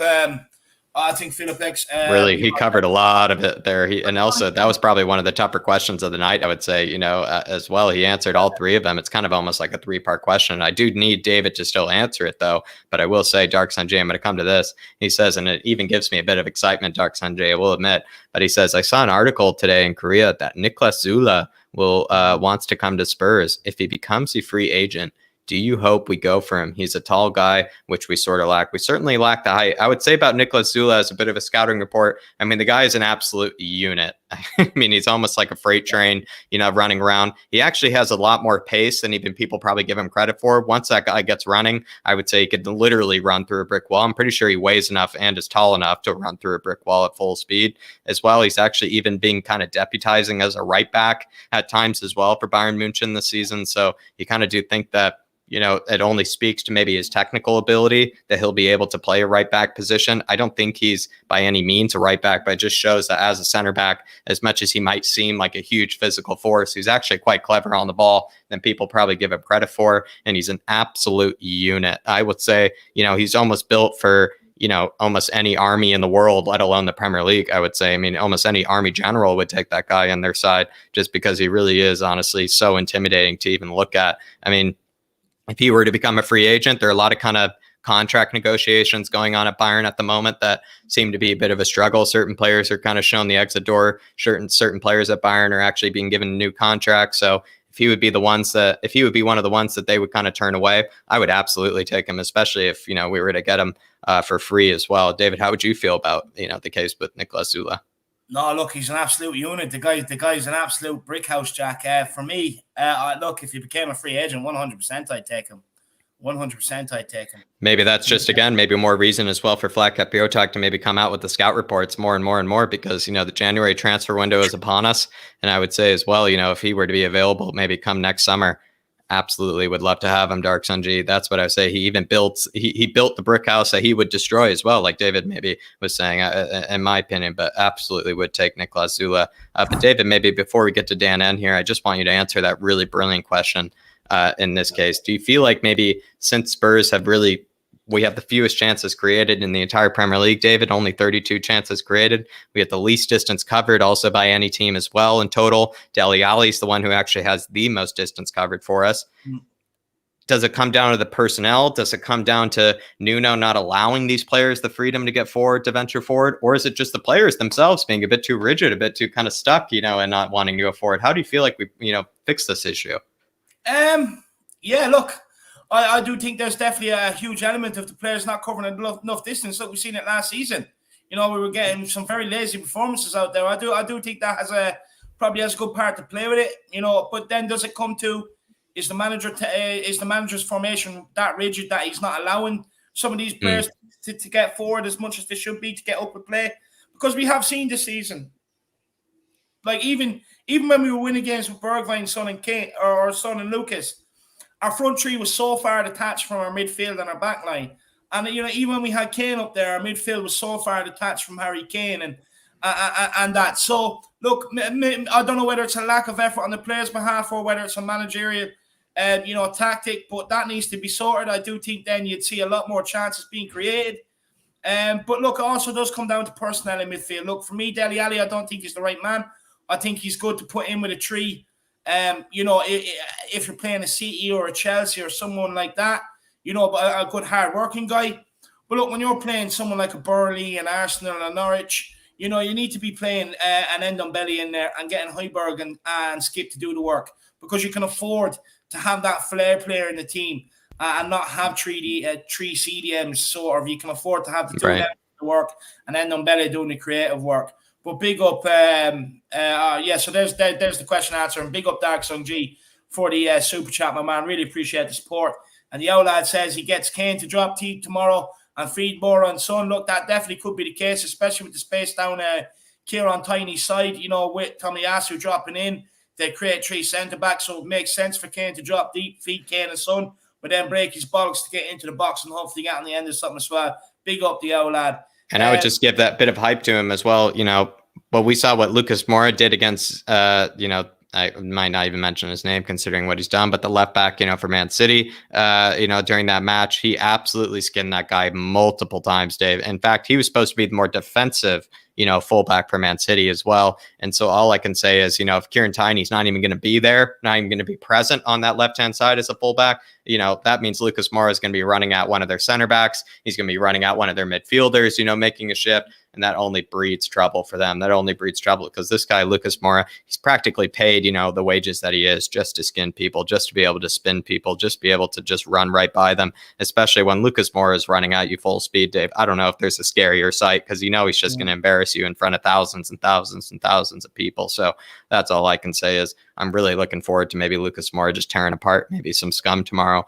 Dan N saying the biggest matchup of the game for me is Japhet versus Saka/Tierney. If he has another City performance, the scum won't score from open play. I don't want to take away to maybe David's, maybe line here, but all I can say is, and I'm going to maybe set up David for this one, he absolutely handled, Jack Grealish and Sterling. And those aren't even, that's not a fullback combination. That's not a fullback and a winger. Those are two very attacking minded players. One of them was playing, practically number 10, while the other one was playing left wing. And still Japhet was able to handle both of them quite comfortably. He almost probably could have taken a third one, maybe to take home with him as well, Dave. So how do you feel about this? Could he handle maybe Saka and Tierney at the same time? It's still, the most, I would say we brought it up in Stats with Jack. It's still, the side that Arsenal like to attack down the most is that left-hand side. It's where they found the most freedom, the most success. Do you feel like Japhet can handle it? Yeah, look, manhandler, easy peasy. Look, Jack, he weighs more than the two of them put together. You know what I mean? And then they say, okay, yeah, he's heavier. So then what about the pace? He's just as pacey as them as well. So they're not going to get any change, any joy out of him whatsoever. Look, we've nicknamed the manhandler. Look, look, Jack, even if they do go to buy him and he knows they're going to skin him, he just rugby tackles them anyway. So it doesn't matter. Or either or, they're just not going down his side tomorrow. And that's what I love to see. And look, manhandler, look, we said earlier on, first North London Derby is going to be rare. And he's going to put in a performance. It's going to be like painting a picture, like a Picasso. It's going to be a beautiful piece of art, what Tangang is going to produce out there tomorrow at that end. And I agree with you. We stop them, we win the game. It's that easy, and they will not score from open play. Couldn't agree more than him. And Dan, and I would just say as well, Wilfried Zaha, I would say weighs, a bit more than, Kieran Tiny or, Saka. So when you kind of think about it, the way that, Japhet practically lifted him up in the air, it was almost like he was trying to show everybody, what he caught. It's like catching a fish or something like that. It's just saying, look what I found right here. He's actually practically looking, for a chair to put him in. I think that's why he got the red card, David, was because, he didn't put him down quickly enough. The referee was saying, listen, you're not allowed to hoist someone from the air that high. It's a bit dangerous. It could fall down on the wrong angle and whatnot. So I think just Japhet, next time when you lift one of these players out of the air, just don't lift them too high. Don't, present them to the crowd like maybe he did before, with Wilfried Zaha. That's all I would say, Japhet. That's the only lesson he probably needs to learn. 100%. Big up, Dan, and really appreciate the support, my man. Top man. And look, this one from Coover. We'll let Philip answer this one. I think this is perfect for him. I think it's tailor-made. He says, we worship work rate nowadays instead of flair and creativity. Højbjerg shouldn't be idolized. He should be an unsung hero, not the star of the show. What would you say to that, Philip? Like, do you think it's always been the case that players that have worked hard but maybe lack the ability do get idolised, or was it always the flair players that got idolised? What's your opinion on this, Philip? I wouldn't say Højbjerg is idolised. I mean, he was our most consistent midfield player last season, and he probably, he kept us in a lot of games that we might have otherwise lost. Or even certain games we would have lost by more, you might say. Well, maybe, yeah. But I don't know. Should anyone be an unsung hero? I mean, if your performance warrants applause or warrants that you praise, then you immediately become a sung hero. People are talking about your performances. I mean, you often hear about players like, you didn't even know he was on the pitch. He was sort of so anonymous. Well, Højbjerg's not one of those players. I mean, he gets stuck in. I mean, put it like this. I'd far rather have Højbjerg in our team than not, because he is a good tackler. He's a good reader of the game. He gets to the flow of the play. He's there to intercept when maybe he's playing alongside the likes of Winks, who don't spot the thing early enough to get back and spot the danger. I wouldn't say he's the star of the show. He's a really good. So I don't think Ellie'd like to hear this. I mean, Ellie would probably be up in arms about this now, saying that Højbjerg should be an unsung hero. Let's put it like this: tomorrow, I want 11 stars of the show on that pitch, and as many subs as we use. Worshipping work rate. I mean, okay, if you don't put in the work, you don't get the results. It's you work hard, you get the results, providing you're creating. And whereas our players are probably working hard, we haven't had the flair and creativity yet. But as I keep saying, it's coming, and it's coming very soon. And I hope tomorrow is the first example of the new Tottenham this season, when Nuno finally gets his mood, or his what's what I'm looking for, his gospel across to them, and the players acknowledge it and put it into action. And we're a better place to start than down the road in North London tomorrow. I couldn't agree. I got to say to Kuva, Dave, I mean, I think Højbjerg is the hero. I don't think he's an unsung hero. I think he's the hero. The reason why, Dave, is not only does he have the work rate, not only does he get stuck in, I mean, statistically, he gets more stuck in than practically anyone else in the squad. But then, some people continue to kind of slam. I don't think Kuva is here by any means, but some people kind of slam Højbjerg's creativity, saying, he's not the one they want going further forward. But Højbjerg still has the most shot creating actions, which is the most chances created at any team. His most through balls played by any player on our team. Is the most switches of play played by any player on our team. In fact, even David is actually quite high up there, also on the dribbles completed past players as well. So like I said, Højbjerg, the Højbjerg Techers as well, has also been on display this season. If we saw what he did for Denmark, I mean, the guy is winning the ball way high up the pitch and then able to still thread the balls in behind. There's a reason why I think he's an absolute necessity to this team. And also what we saw against Arteta, in the friendly, in the preseason, the guy is more of a yid than almost the rest of the, the squad as well. He's almost indoctrinated himself entirely into the entire squadron. He's just already practically the leader, the captain. The man's only been here a season and a half, and he's already at this rate, the captain that we all felt like we needed, the captain we all always wanted as well. So, I mean, at this rate, he is the hero. He's my hero in my opinion, Dave. So all I can say is not only has he improved the creativity, the production, from the offensive kind of a standpoint or the attacking standpoint, but he also still is Højbjerg, where he knows how to get stuck in better than anybody else. You don't have to ask him twice. And then as well, also for matches like this, there's no better guy that you want in your corner than Højbjerg, because, he practically lunging at, the manager more than Nuno would. Yeah. I think Arteta's wearing a bulletproof vest tomorrow. Yeah, 100%. 100%, Doc. I actually couldn't believe the Arsenal players let that fly. I really couldn't. That was unbelievable that they just let him square up to Arteta like that without even doing anything. But Kuva, my man, big yourself up for the. I think it's because the entire Arsenal bench didn't even want to go near Højbjerg, because again, Højbjerg, as much as it's just somebody you just don't want to cross. It's like the guy just looks. Even that mark he even has under his eye, it just seems like that was something from a long time ago that he must have earned. And I would say probably Højbjerg is saying this plenty of times, but he's probably said this to people. Look, you should see the other guy. At the end of it, because honestly, the guy could absolutely pummel anybody, I would say. So Højbjerg, he's my hero. He's my Viking. There's no better person I would want to be sharing a table with than with Højbjerg. That's all I can say. Nah, big up Coover 99. Really appreciate the super chat, my man. You're a top man, and hope things are well with you. And what a way to spark a debate there. Big up, Kuva. And Dominic Hook says, big up yourselves, guys. Keep up the good work. Big Dominic, up yourself, man, Dominic. really appreciate it, lad. Really appreciate it. Look, we're just three guys who love football, who love this club, and just love talking about it. And that's why we're sitting here. And I'm so glad that you and so many enjoy it. Make sure everyone is smashing that like button, guys. Make sure you're smashing the subscribe button if you're new. The big push to 5K is on. And keep help supporting the channel with some super chats. And it's a great way to keep skipping the queue. But look, Jack, let's keep cracking on. Let's keep cracking on, Dave. We're going to go on to the next question here. Sorry, Dave, yeah? Where are you from in America, my man? Let us know where you're from in America, lad. Jack's Big up yourself, Dominic Cooks. Yeah, let me know, Dominic. I'm over here in Brooklyn, New York, so do let me know, Dominic, where the rest of the Yids are, where the rest of the Spurs fans are, so do let me know. Do let me know. But also, the next question here, Dominic Cooks, and in case maybe you feel, that Skippy may be similar to Højbjerg, Dominic Cooks, does Skippy have the leadership qualities to be a future captain for Spurs? Maybe to be a bit more specific here, Nuno was kind of talking about, Skippy's leadership, his ability to already embed himself into the squad. He was a bit hesitant about answering that question, but he had a bit of kind of a wry smile kind of out there. And so maybe just sticking with the midfield, a lot of personnel, in not even including Nuno, Philip, believe that within the club that Skippy is actually going to be a future captain. They think he possesses the qualities, to be, the man to wear the armband. Do you feel the same way? Do you feel like maybe he could take, these captain qualities, maybe, further down the line? Could he be wearing the armband in the future?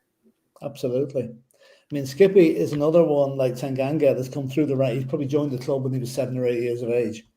Again, he'd bleed Tottenham blood if he was cut. The best thing Spurs ever did was send him out to Norwich last season on loan, because he was turning in man of the match performances nearly week after week for them. And they badly wanted to have him back this season, but rightly Spurs hung on to him. And now look where he is. He's a regular in the first team. Skippy, he's only 20. He's only 20. Bear that in mind. He's only a young lad. He's only learning his trade. And he's already, he's one that the most Spurs watchers have been saying Oliver Skipp is one for the future. I mean, he's a regular England under-21 international. He will become a full international in time. I've no doubt about that. And I mean, if he sticks with Spurs, if he keeps his progression curve going on the up the way it is at the moment, getting experience, playing in a lot of matches, he's an absolutely brilliant little player.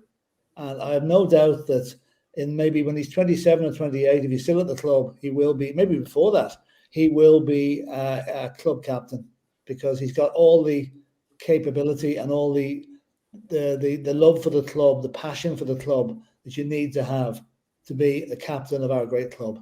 Do you feel like even that tackle he put on against Adama was just maybe that sign where it's like almost practically no one else in the squad, maybe bar Højbjerg would probably even do a tackle like that? Is that maybe that symbol of the leadership? Yeah, maybe that's it. I mean, the way he breaks up the play. I mean, and he's always he's able to nearly anticipate where the forward's pass is going to go and be there waiting for it, or waiting to stick his leg out and get an interception. I mean, he's really okay. He's never going to score. He'd be a rose edge shooter when he gets up that far. But we don't care as long as he's doing the defensive role for us and keeping out the opposition from scoring. I mean, I've been watching Oliver Skipp for the last 2 or 3 years coming through, and even 3 years ago, I was saying that guy is good one for the future. And nothing I've seen recently would let me doubt that he's got the capability to become like, no, okay, I know this is probably going to sound like really crass, Steve Perryman and Gary Mabbutt mold. That's where I see him in the years to come. Mr. Tottenham to a degree, practically, Mr. Like you said. You've got to have one in every generation. So yeah. Why not? Why not? Yeah.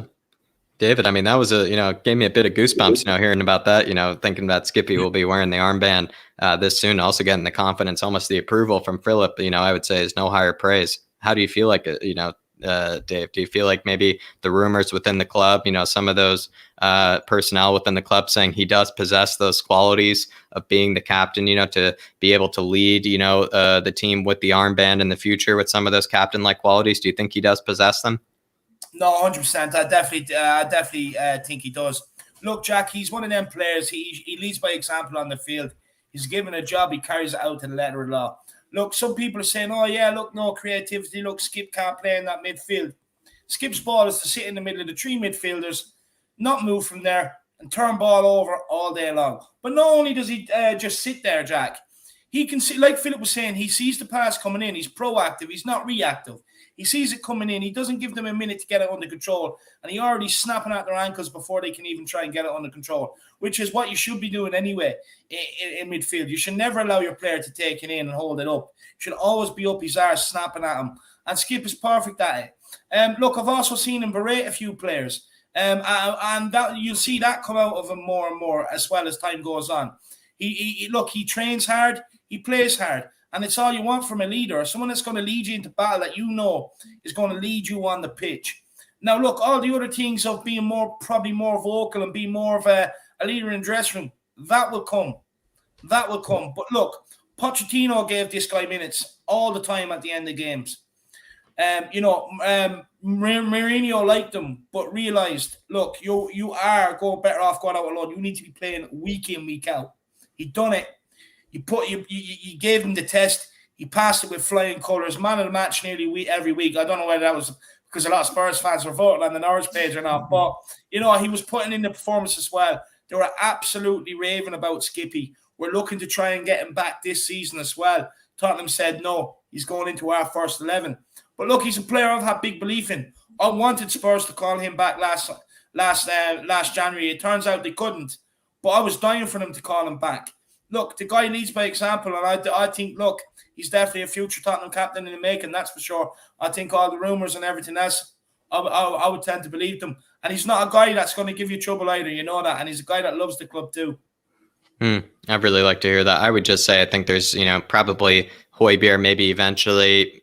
If Harry Kane, I don't think Harry Kane's really going to leave personally. But if he were to leave, I would just say then it probably would go to Højbjerg. Then Højbjerg eventually gives it to Skippy, and the cycle maybe goes on from there. That would be how I could see it happening. Even probably maybe Skippy could be kind of the debut kind of captain or something like that if Højbjerg is not on the pitch. So that's how I could see it being. Dominic Cook saying Skippy is a future captain and a future coach of Spurs. That is actually a good scout. It's pretty good shout as well, because considering midfielders like him, you could see him as being kind of a bit of a coach, because he sees a lot of the field in front of him, Dave. He knows how to get stuck in. He probably knows how to motivate somebody, in order to get stuck in for the squad as well. He also, I would say, David, I think a lot of people haven't mentioned, even in some of the photos, like Skippy, like the muscles, I mean, they're honestly quite distracting, actually. The biceps are actually much more bulging than you think they would be.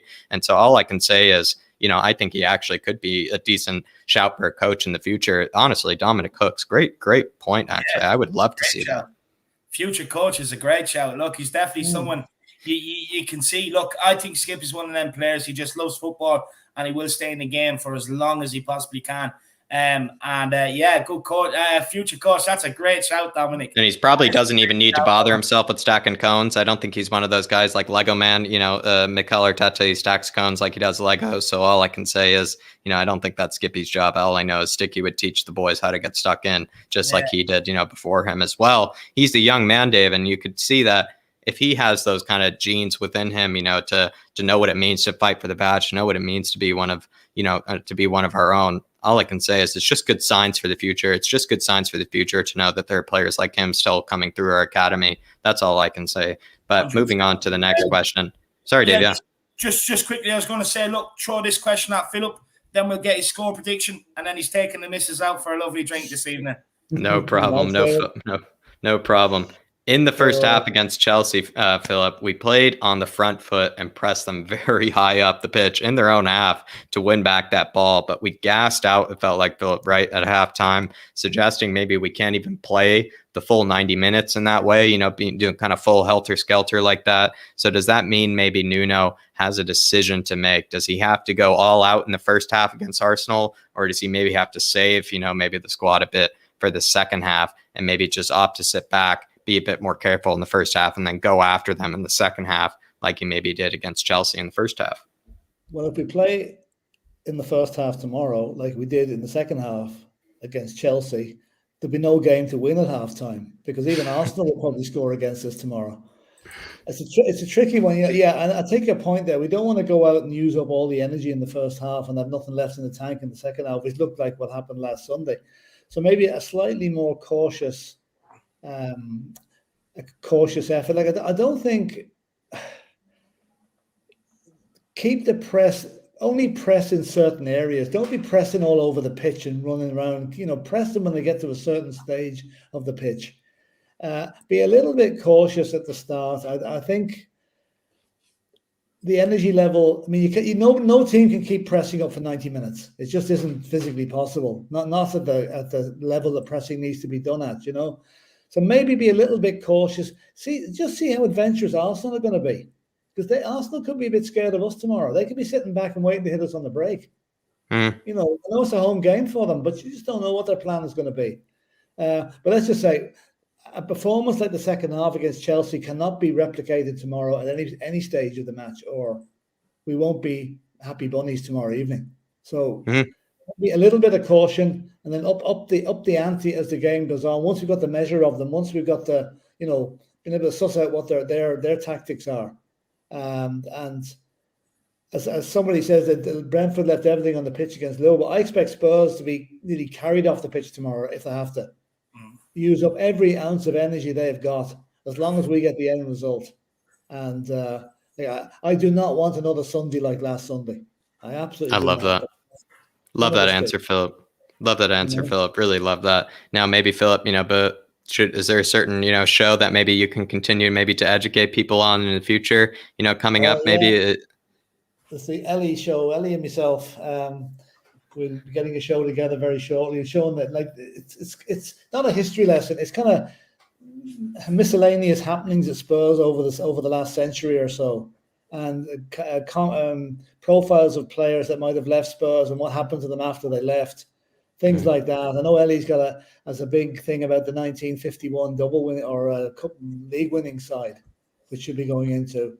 I've got a lot of bits about Spurs and during the Second World War and the First World War, and which there's quite unfortunately there's quite a tie-up with Arsenal during those particular conflicts, which I'll be able to explain. And also the biggest thing is that there's something about the Arsenal badge that Arsenal fans will not like. Yeah, they will not certainly love that. So, I'm saying no more.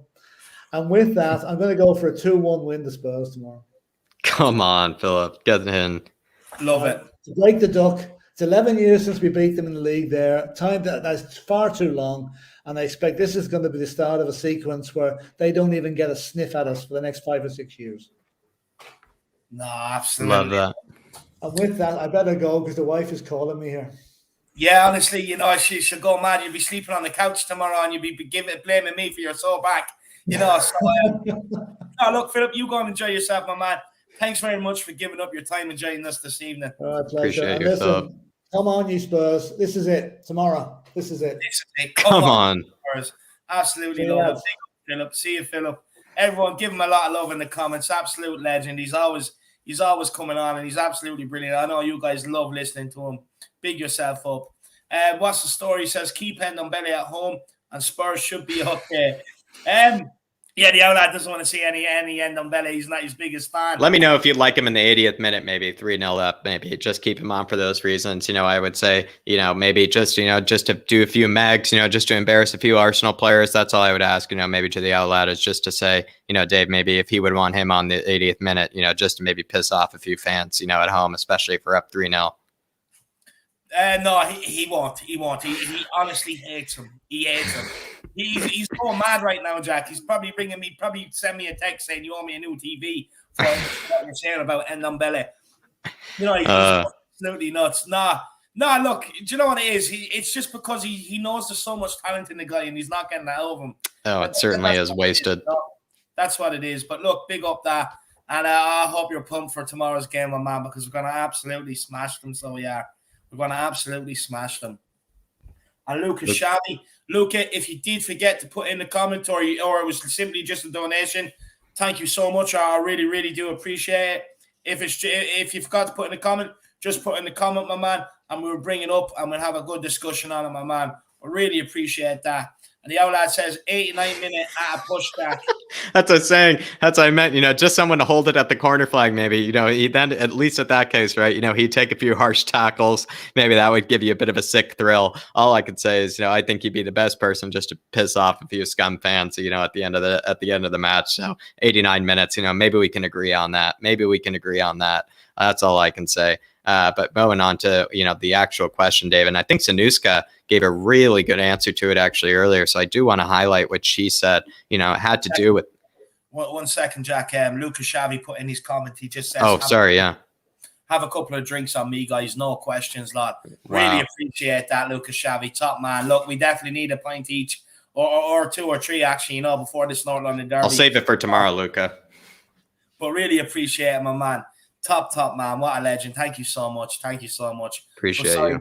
Jack, I'll go on to the commentary you're going to. No, I really appreciate you, Luca. I really do appreciate you as well. Love all your comments in the chat so far, Luca. Really bringing it alive in the chat as well, Luca. So big yourself up as well. And also, Dave, going back to the question from before, which I do want to highlight Sanuska's, again, her comment on it. Yeah, that's what I was saying, yeah.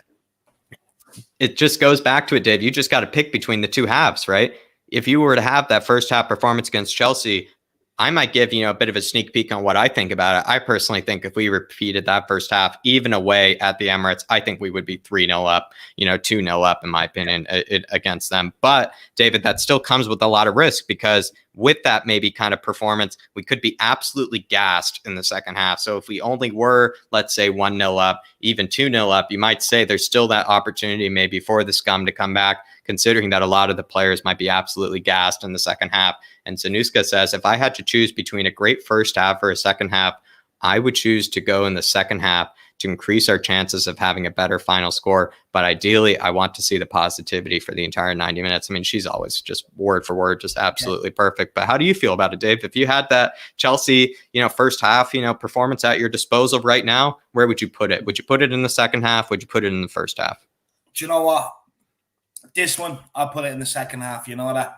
I really would. Look, the first 15, 20 minutes of a North London Derby, teams are sussing each other out and stuff like that. So how many chances are you going to create there?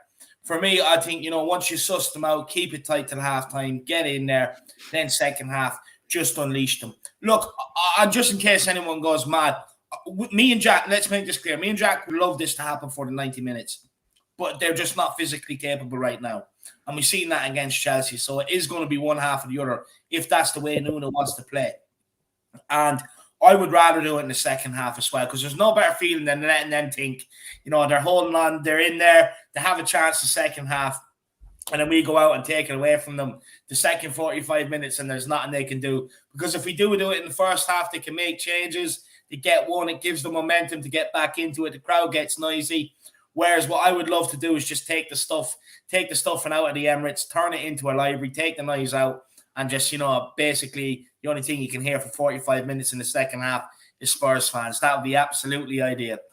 I think that would be ideal as well, Dave. Personally, I think maybe the reason why this question has been brought up is because we even saw what, Bielsa's squad today. It's not necessarily Bielsa burnout that I necessarily believe in. It just shows that you play that kind of style, Dave, where it's just full like pressing. It's full like practically even man to man, trying to win the ball back way high up the pitch. There are only so many teams that are ever in shape enough to be able to do that for full 90 minutes. I think that's a reality that a lot of people have to come to terms with, especially, the players nowadays with how much they're running, how much distance they do cover, also how technically sound everybody is. It really does make it hard actually to be able to kind of do that type of performance for 2 consecutive halves. So if I had to pick one, Dave, I'm going to go against you here. I say first half. It's all about setting the tone. It's all about punching, someone in the mouth first. Maybe in this case, a bit of a boxing, reference, I would say. And as well, maybe someone like Arsenal, in my opinion, I feel like if we were to punch them first in the mouth in that regard, just kind of show them what we're all about, show them that we're in better shape, show them that we want it more in the first half. I think that would be all the motivation that the boys would need to be able to pull it off for 90 minutes. We might be absolutely gassed, like Philip was saying. We probably need, stretchers, take all the players off by 90 minutes. But I think, it's all about setting the tone. I really do think it's all about setting the tone. But I could see actually where you're coming from, because I think your kind of answer is more of a manager's cap. I think it's more of kind of that, being considerate of actual, risks, being considerate of actual, circumstances. So I really do agree with it. But at the same time, I'm going to say I want a full steam in the first half. I really do. That's what I want to see. But moving on now is going to be maybe a bit of that aggression that we're talking about, kind of related to that first half, Dave. Do you feel like, because Arsenal, Dave, they do in fact, have one of the, the youngest starting 11, average ages. In fact, they do have the youngest starting 11 in the Premier League. Could our aggression expose that starting 11's, youth, naivete, you might say, and therefore could that be the key, Dave, to winning us this North London derby, being able to use our aggression to expose that starting 11's youth and naivete? Yeah, youngest starting 11 in the Premier League. Look, their players they're all very skinny. It's kind of going back to the old Arsenal that kind of, brought them down to where they were, like weak, skinny players. Yeah, technically good. But teams found a way around being technically good. Just get aggressive with them. They do not like it. They'll end up kicking out. They'll end up getting a man sent off. Look, we have to look, especially if they go with Odegaard and Smith Rowe anywhere around the middle, right? Okay, they may get the ball. But the thing is, what are they going to do with the ball? Because Højbjerg and Skip get so far up their hole. They don't give them any time to turn. So therefore, their only thing they can do is go backwards. And we know with these Arsenal players, they're petulant. And they will end up lashing out.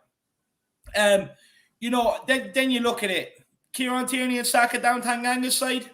You think they're getting by him? Give me a break. Not happening. You look at Romero and Sanchez. Okay, Lacazette and Abumi Wumi up there. You know what I mean? The thing is, Romero's just going to eat them alive. Even if Dyer plays, he's been playing well this year. And one thing I could never criticize Dyer for is he is aggressive. He will fight. Sometimes he's just shit, but he will fight and he's aggressive. And look, Aubameyang or Lacazette up front is going to be no problem to them. And if Aubameyang was smart, he'd be going in behind every time. But even when he does that, Romero has pace, so it doesn't matter. Go and do that all you want. You're not going to expose us. And at the end of the day, you eliminate their attacking threats. Then it's just us on the ball, Jack. And then hopefully then we'll be on the ball for a lot of the 90 minutes, take the game to them. And then with our skill up front, then, we should be able to put them to bed. But I do think the aggression will be the key to stopping them, turning over the ball, getting us on the front foot and winning this game. And ultimately, it'll come down to who wants it more. But with our aggression, I think I can say going into games, we do want it more. Sometimes we lack the quality, but with the aggression we apply to games, it's clear to see we do want it more. Yeah, I could agree with that, Dave. I would just say maybe potentially the physicality of players like Tanganga, Højbjerg, even Skippy to a degree as well. Probably, especially if we were to get that nasty Delhi, as well. Let's say Tanguy doesn't start, and Delhi starts. If we were to have that 3-man midfield as well as, the Jaffet as well as right back, I just feel like some of those tackles, Dave, like, will those players really be willing to, go at them again? Because I can tell you, a tackle from Jaffet, as I say, the Højbjerg shoulder as well. I mean, those leave bruises for weeks, Dave, some of those times that they challenge you. That's all I can say. And will those players be up for that? I'm really not too sure. I really am not too sure. As much as I'm probably quite afraid maybe of certain technical abilities of some of the Arsenal players, I think as well, though, if they do get sat down, practically shown the weight room, as we maybe say over here, I do maybe think that might be that lesson to them to say, like, listen, you can't be pulling off this stuff against us because we will sit you down. And in that regard, David, when you think about it that way, all I will say is hopefully that youth, maybe that inexperience, bit of that naivete, maybe it might just be the technical ability that might take them through maybe Arsenal. But I would just say in the physical battles, there's no way that they're winning in that regard. There is no way they're winning in the physicality. There's no way they're winning in the aggression. If they did, I would be very concerned because we've been beating most teams in that regard. So that's all I can say in my opinion. But I think we absolutely will be showing them the weight room personally. But going on now, Dave, it is a bit of that, kind of Harry Kane question now going into this maybe as well, where can a goal from Harry Kane plus 3 points away from home, Dave, maybe be that, I don't know, could it be that good performance, and could that goal maybe even be that kickstart maybe, to bring Harry Kane back into life this season? And could it be even a way to repair probably the damage done, with the fans this summer and even the early season? Do you feel like maybe a goal and 3 points away from home practically repair all the damage done? Yeah, 100%. Look, for me, I think, look, if he scores 2 goals tomorrow, Jack, and say we win 2-0 and he's had the game of his life, or we play unbelievable and he's had a massive, he's assisted a goal, scored 2, whatever. Look, I think a lot of it will be forgiven because, look, it's like this. If he doesn't play well tomorrow and we don't score, fans are going to say he's not interested, he can't even turn up for Arsenal. So if he does turn up, well, then that answers the question. Yeah, he is committed. You know what I mean? And yeah, he does care. So, look, the thing is, he owes us fans this, though, Jack. He can't not show up in this one. That's the other thing, yeah. There's no excuses for him not showing up in this one tomorrow. I won't even make it. Well, I might, but look, probably not. But the thing is, with Harry Kane, he has to show up for this one. Yeah. If he doesn't, I think a lot of fans are sitting in the middle right now, right? And I think, okay, the goal against Wolves has probably repaired a bit of that. Some fans are probably, yeah, okay, thanks, Harry.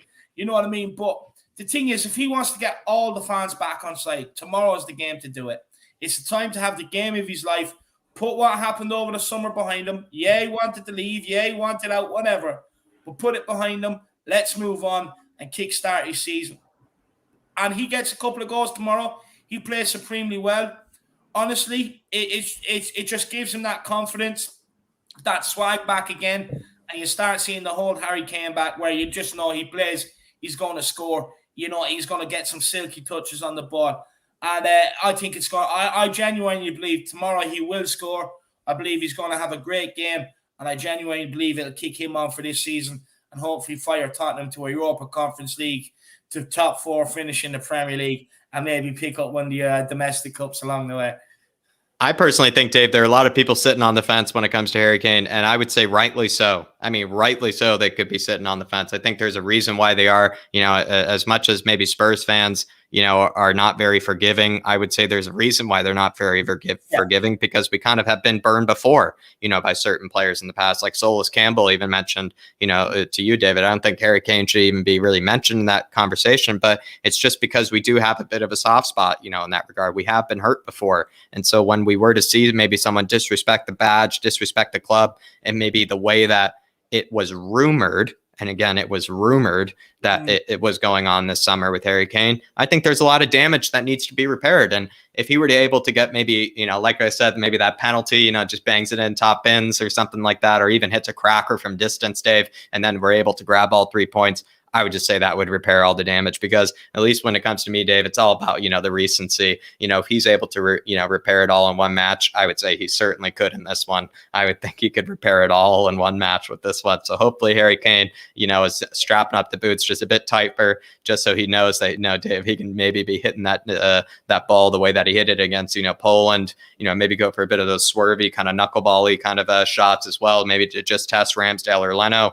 Certain Arsenal fans were saying, oh, it's going to be Ramsdale and goal. All I'm saying is that when Harry Kane hits it at distance from you, it doesn't matter what goalkeeper is back there, it's going in the back of the net. So all I know is, Dave, he could really repair a lot of the damage that was done this summer, in my opinion. I really do think he can. But Jack, is there any better way for him to score and have them Spurs fans singing his name, and then the next home game absolutely adoring him for what he done in North London Derby away at the Emirates?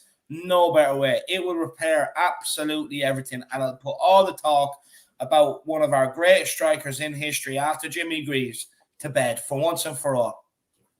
I think so, Dave. I really do think so. And like I said, it could repair all the damage done. Really could. I think in one fell swoop, it really could. So that's my opinion, Dave. And it would repair it with me. I don't speak for the rest of everybody, but I do think it would probably take a lot of people that are on the fence at the moment for sure. But maybe now, bit of a part where a pill we have to swallow a bit, Dave, just have to, bring ourselves a bit to reality here. Are there any players in the Arsenal squad that can maybe, cause us, problems defensively? Are there any players that maybe you're a bit fearful of? We highlighted this, of course, in Stats with Jack, but of course, to anybody that missed it, is there any player maybe in the Arsenal squad maybe that you might be fearful of?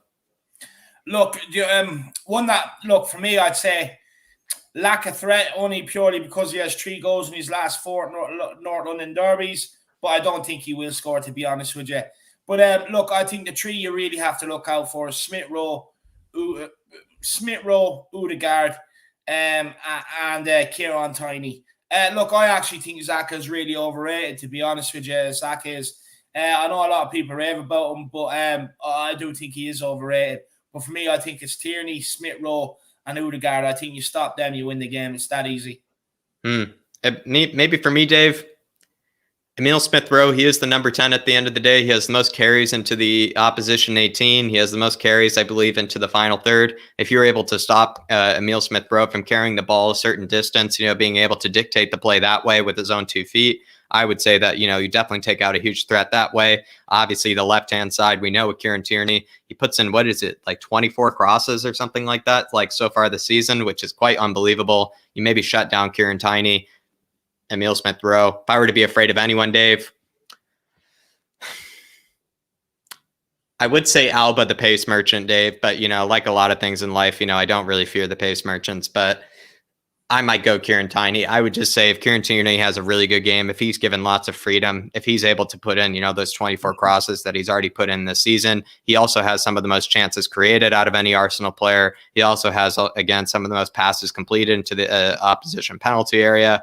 I would just say if we were able to shut down Kieran Tiny in any way, where none of that left-hand side threat is coming through, I would say we might find a lot of freedom, and also maybe even be able to win that match, because I would say Kieran Tierney, as much as people maybe forget, he's practically been the source of most of their 2 goals, you might say, as much as, he's been the creativity. He's been, that guy that they depend on, in order to go forward. Takahiro Tiramisu never goes forward, Dave. He practically, shifts into a back 3. Kieran Tiny is the one that does go forward. So I would just say if we shut down him, that means no fullback threats, David. That means no fullback threats at all. And, every team relies on a certain fullback to be able to get forward. And if we find it, where we're able to shut down both of their fullbacks, I think that can make our lives a whole lot easier. So that's going to be the one that I'm fearful of, is Kieran Tierney.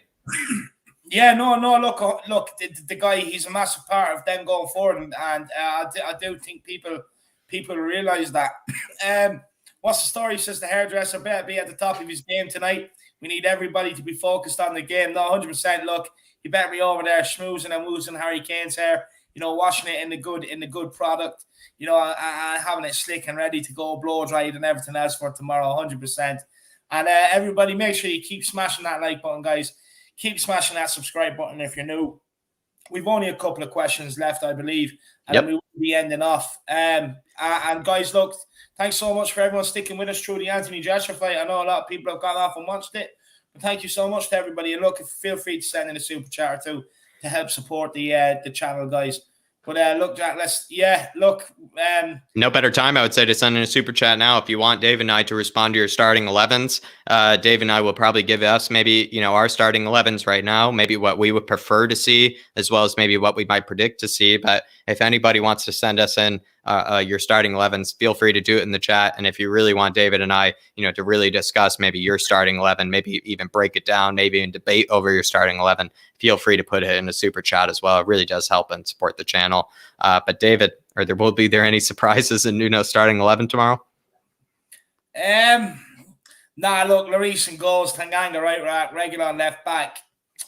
I would say Romero centre back with Dyer. I can't see. Look, if Roden starts, I think that'd be a surprise. You go into midfield. Look, I do think it will be Skip Højbjerg and Dele Alli. I would prefer to see Skip Højbjerg and Ndombele, to be honest with you. I think that would be a surprise if he starts Ndombele. And the reason why I say that is because it'd be his 4th game in a couple of weeks. That's unlike Ndombele. So, don't do that, Sinuska. He definitely ain't playing, that's for sure. I don't even mention him anymore. It's great because I know he's not getting anywhere near the team because he's being exposed. But look, and then up front, I do think it would be Kane, Lucas, and Son. I do think, though, if Gil came in, I think if Lucas doesn't play, Gil comes in. I think the only surprise you probably might see tomorrow is Nuno doesn't strike me as a guy that throws surprises out there. But I think, if there is any surprise tomorrow, I think it'd be more in the formation if he went for 3 centre-backs with 2 wing-backs. You know, maybe something like that. I think that could be maybe the only surprise we might see tomorrow. I might say maybe Tanguy could maybe be the big surprise. A lot of people are even, you know, tipping Tanguy to be the one that starts. It's hard to say. I've actually said this. I don't know as much as Tanguy provides that X factor, and I've said this a billion times, so I'm probably going against everything I've said before, but I'm sometimes thinking of maybe a North London derby, especially away from home, Dave. It's not really exactly the creativity that I'm so desperate for in the first half. It's actually setting the tone, like I was saying before. It's being able to put in those harsh tackles, being able to, you know, maybe show that bit of even dark arts as well, Dave, that you know that some of the players, you know, are fully capable of. And is Tanguy capable of that? Maybe not. And so I'm just worried maybe that he might actually find it a bit hard in a match like this. Also because the referee, you know, might be letting a few calls get away, maybe a few fouls get away with things as well. You know, will Tanguy go down a bit too easily in the wrong scenario, considering that I do kind of think he did give away 2 goals, you know, against Wolves. As much as it pains me to say, I do agree that I do feel like he did give away those 2 goals. I practically said it a million times. So, you know, I'm kind of a bit worried maybe considering that. So I would say Tanguy could be the surprise. Maybe Lucas is a surprise. I don't know how much of it that is a surprise, but I don't really see too many surprises. I don't think, you know, Emerson's going to be starting. I think it's going to be Tanganga. Maybe it could be a back 3, back 5. That could be the surprise, is a back 3, back 5, if anything was going to be a surprise. So maybe that's what I would go for if it were to be any surprise at all from Nuno. But then again, I would be actually quite surprised and actually quite happy, Dave, with that back 3, back 5 personally, because I think that wouldn't be a bad shout, really, if you ask me. But I think it's now time to move on to score predictions, Dave. And so with score predictions, I've said this a million times. I want the 1-0. I really do want the 1-0. I just think it would just taste so sweet. It's the cloak and dagger performance. I want it to be maybe a Dele Alli, you know, kind of a similar penalty that he won against Wolves, Dave. And then from there, you know, Harry Kane just slots it in, you know, top bins, bottom corner, however he wants to finish it. I don't need to tell Harry Kane how to finish penalties. But you know me, Dave. I love a good 1-0. I'm going 1-0 to the boys. No, look, and plus, Jack, there'd be nothing better than seeing, you know, their famous song, 1-0 to the Arsenal, would be nothing better than singing it in their own ground, 1-0 to the Tottenham. Look, for me, look, I genuinely believe, I think this is going to be a culmination of a frustration and everything else channeled into the right direction with injuries and all that sort of stuff. And I actually think we're going to go out there and put on a performance, one that might actually shock a lot of people, to be honest with you. I think we will go out there. I think we'll be attacking. I think we're going to create a lot of chances tomorrow. And ultimately, look, I'm not stupid. I know all the stats and everything else are going against what I'm about to say. But look, I know it's the home team and everything else that usually wins, but I'm actually going for Tottenham to win this, and I'm going for them to win it well. I think, look, we're still to get the best out of Harry Kane. I think we will tomorrow. We're still to, get the very best out of Son this season. I think that's going to happen tomorrow. I think you're going to see Højbjerg absolutely step up his game. He's going to be immense. Skip as well, Tanganga, and whoever else plays in midfield, whether Lucas comes in, I think he's going to have a huge part to play with Tierney pushing on. And look, I just see everything coming together, for us tomorrow. And I'm going to go with a 3-1 win to Tottenham, possibly 4-1. 4-1, Dave, especially maybe if Sonny and Harry Kane were to combine in any way to what they did last season. I would say that would absolutely destroy the scum for sure. But yeah, everybody. So David's going 4-1. I'm going 1-0. Do let us know what your score predictions are. We do appreciate you joining us for this preview as well. All the questions, especially, the really, really in-depth, really actually thought-provoking questions that we were actually privileged to, giving you guys today, all came from David. He really put in, the research as well as, kind of the, maybe the moments of creativity, thinking about how do these all fit together. I will say the questions even flowed together quite nicely as well. So everybody do thank David for all the questions tonight. And Dark Sun G saying, any youths on the bench, maybe 3 kids not at the bench? Youths on the bench. Yeah, look, I'd say you probably... Pescazzi. I think Dan Scarlett would be on there for sure. That's one.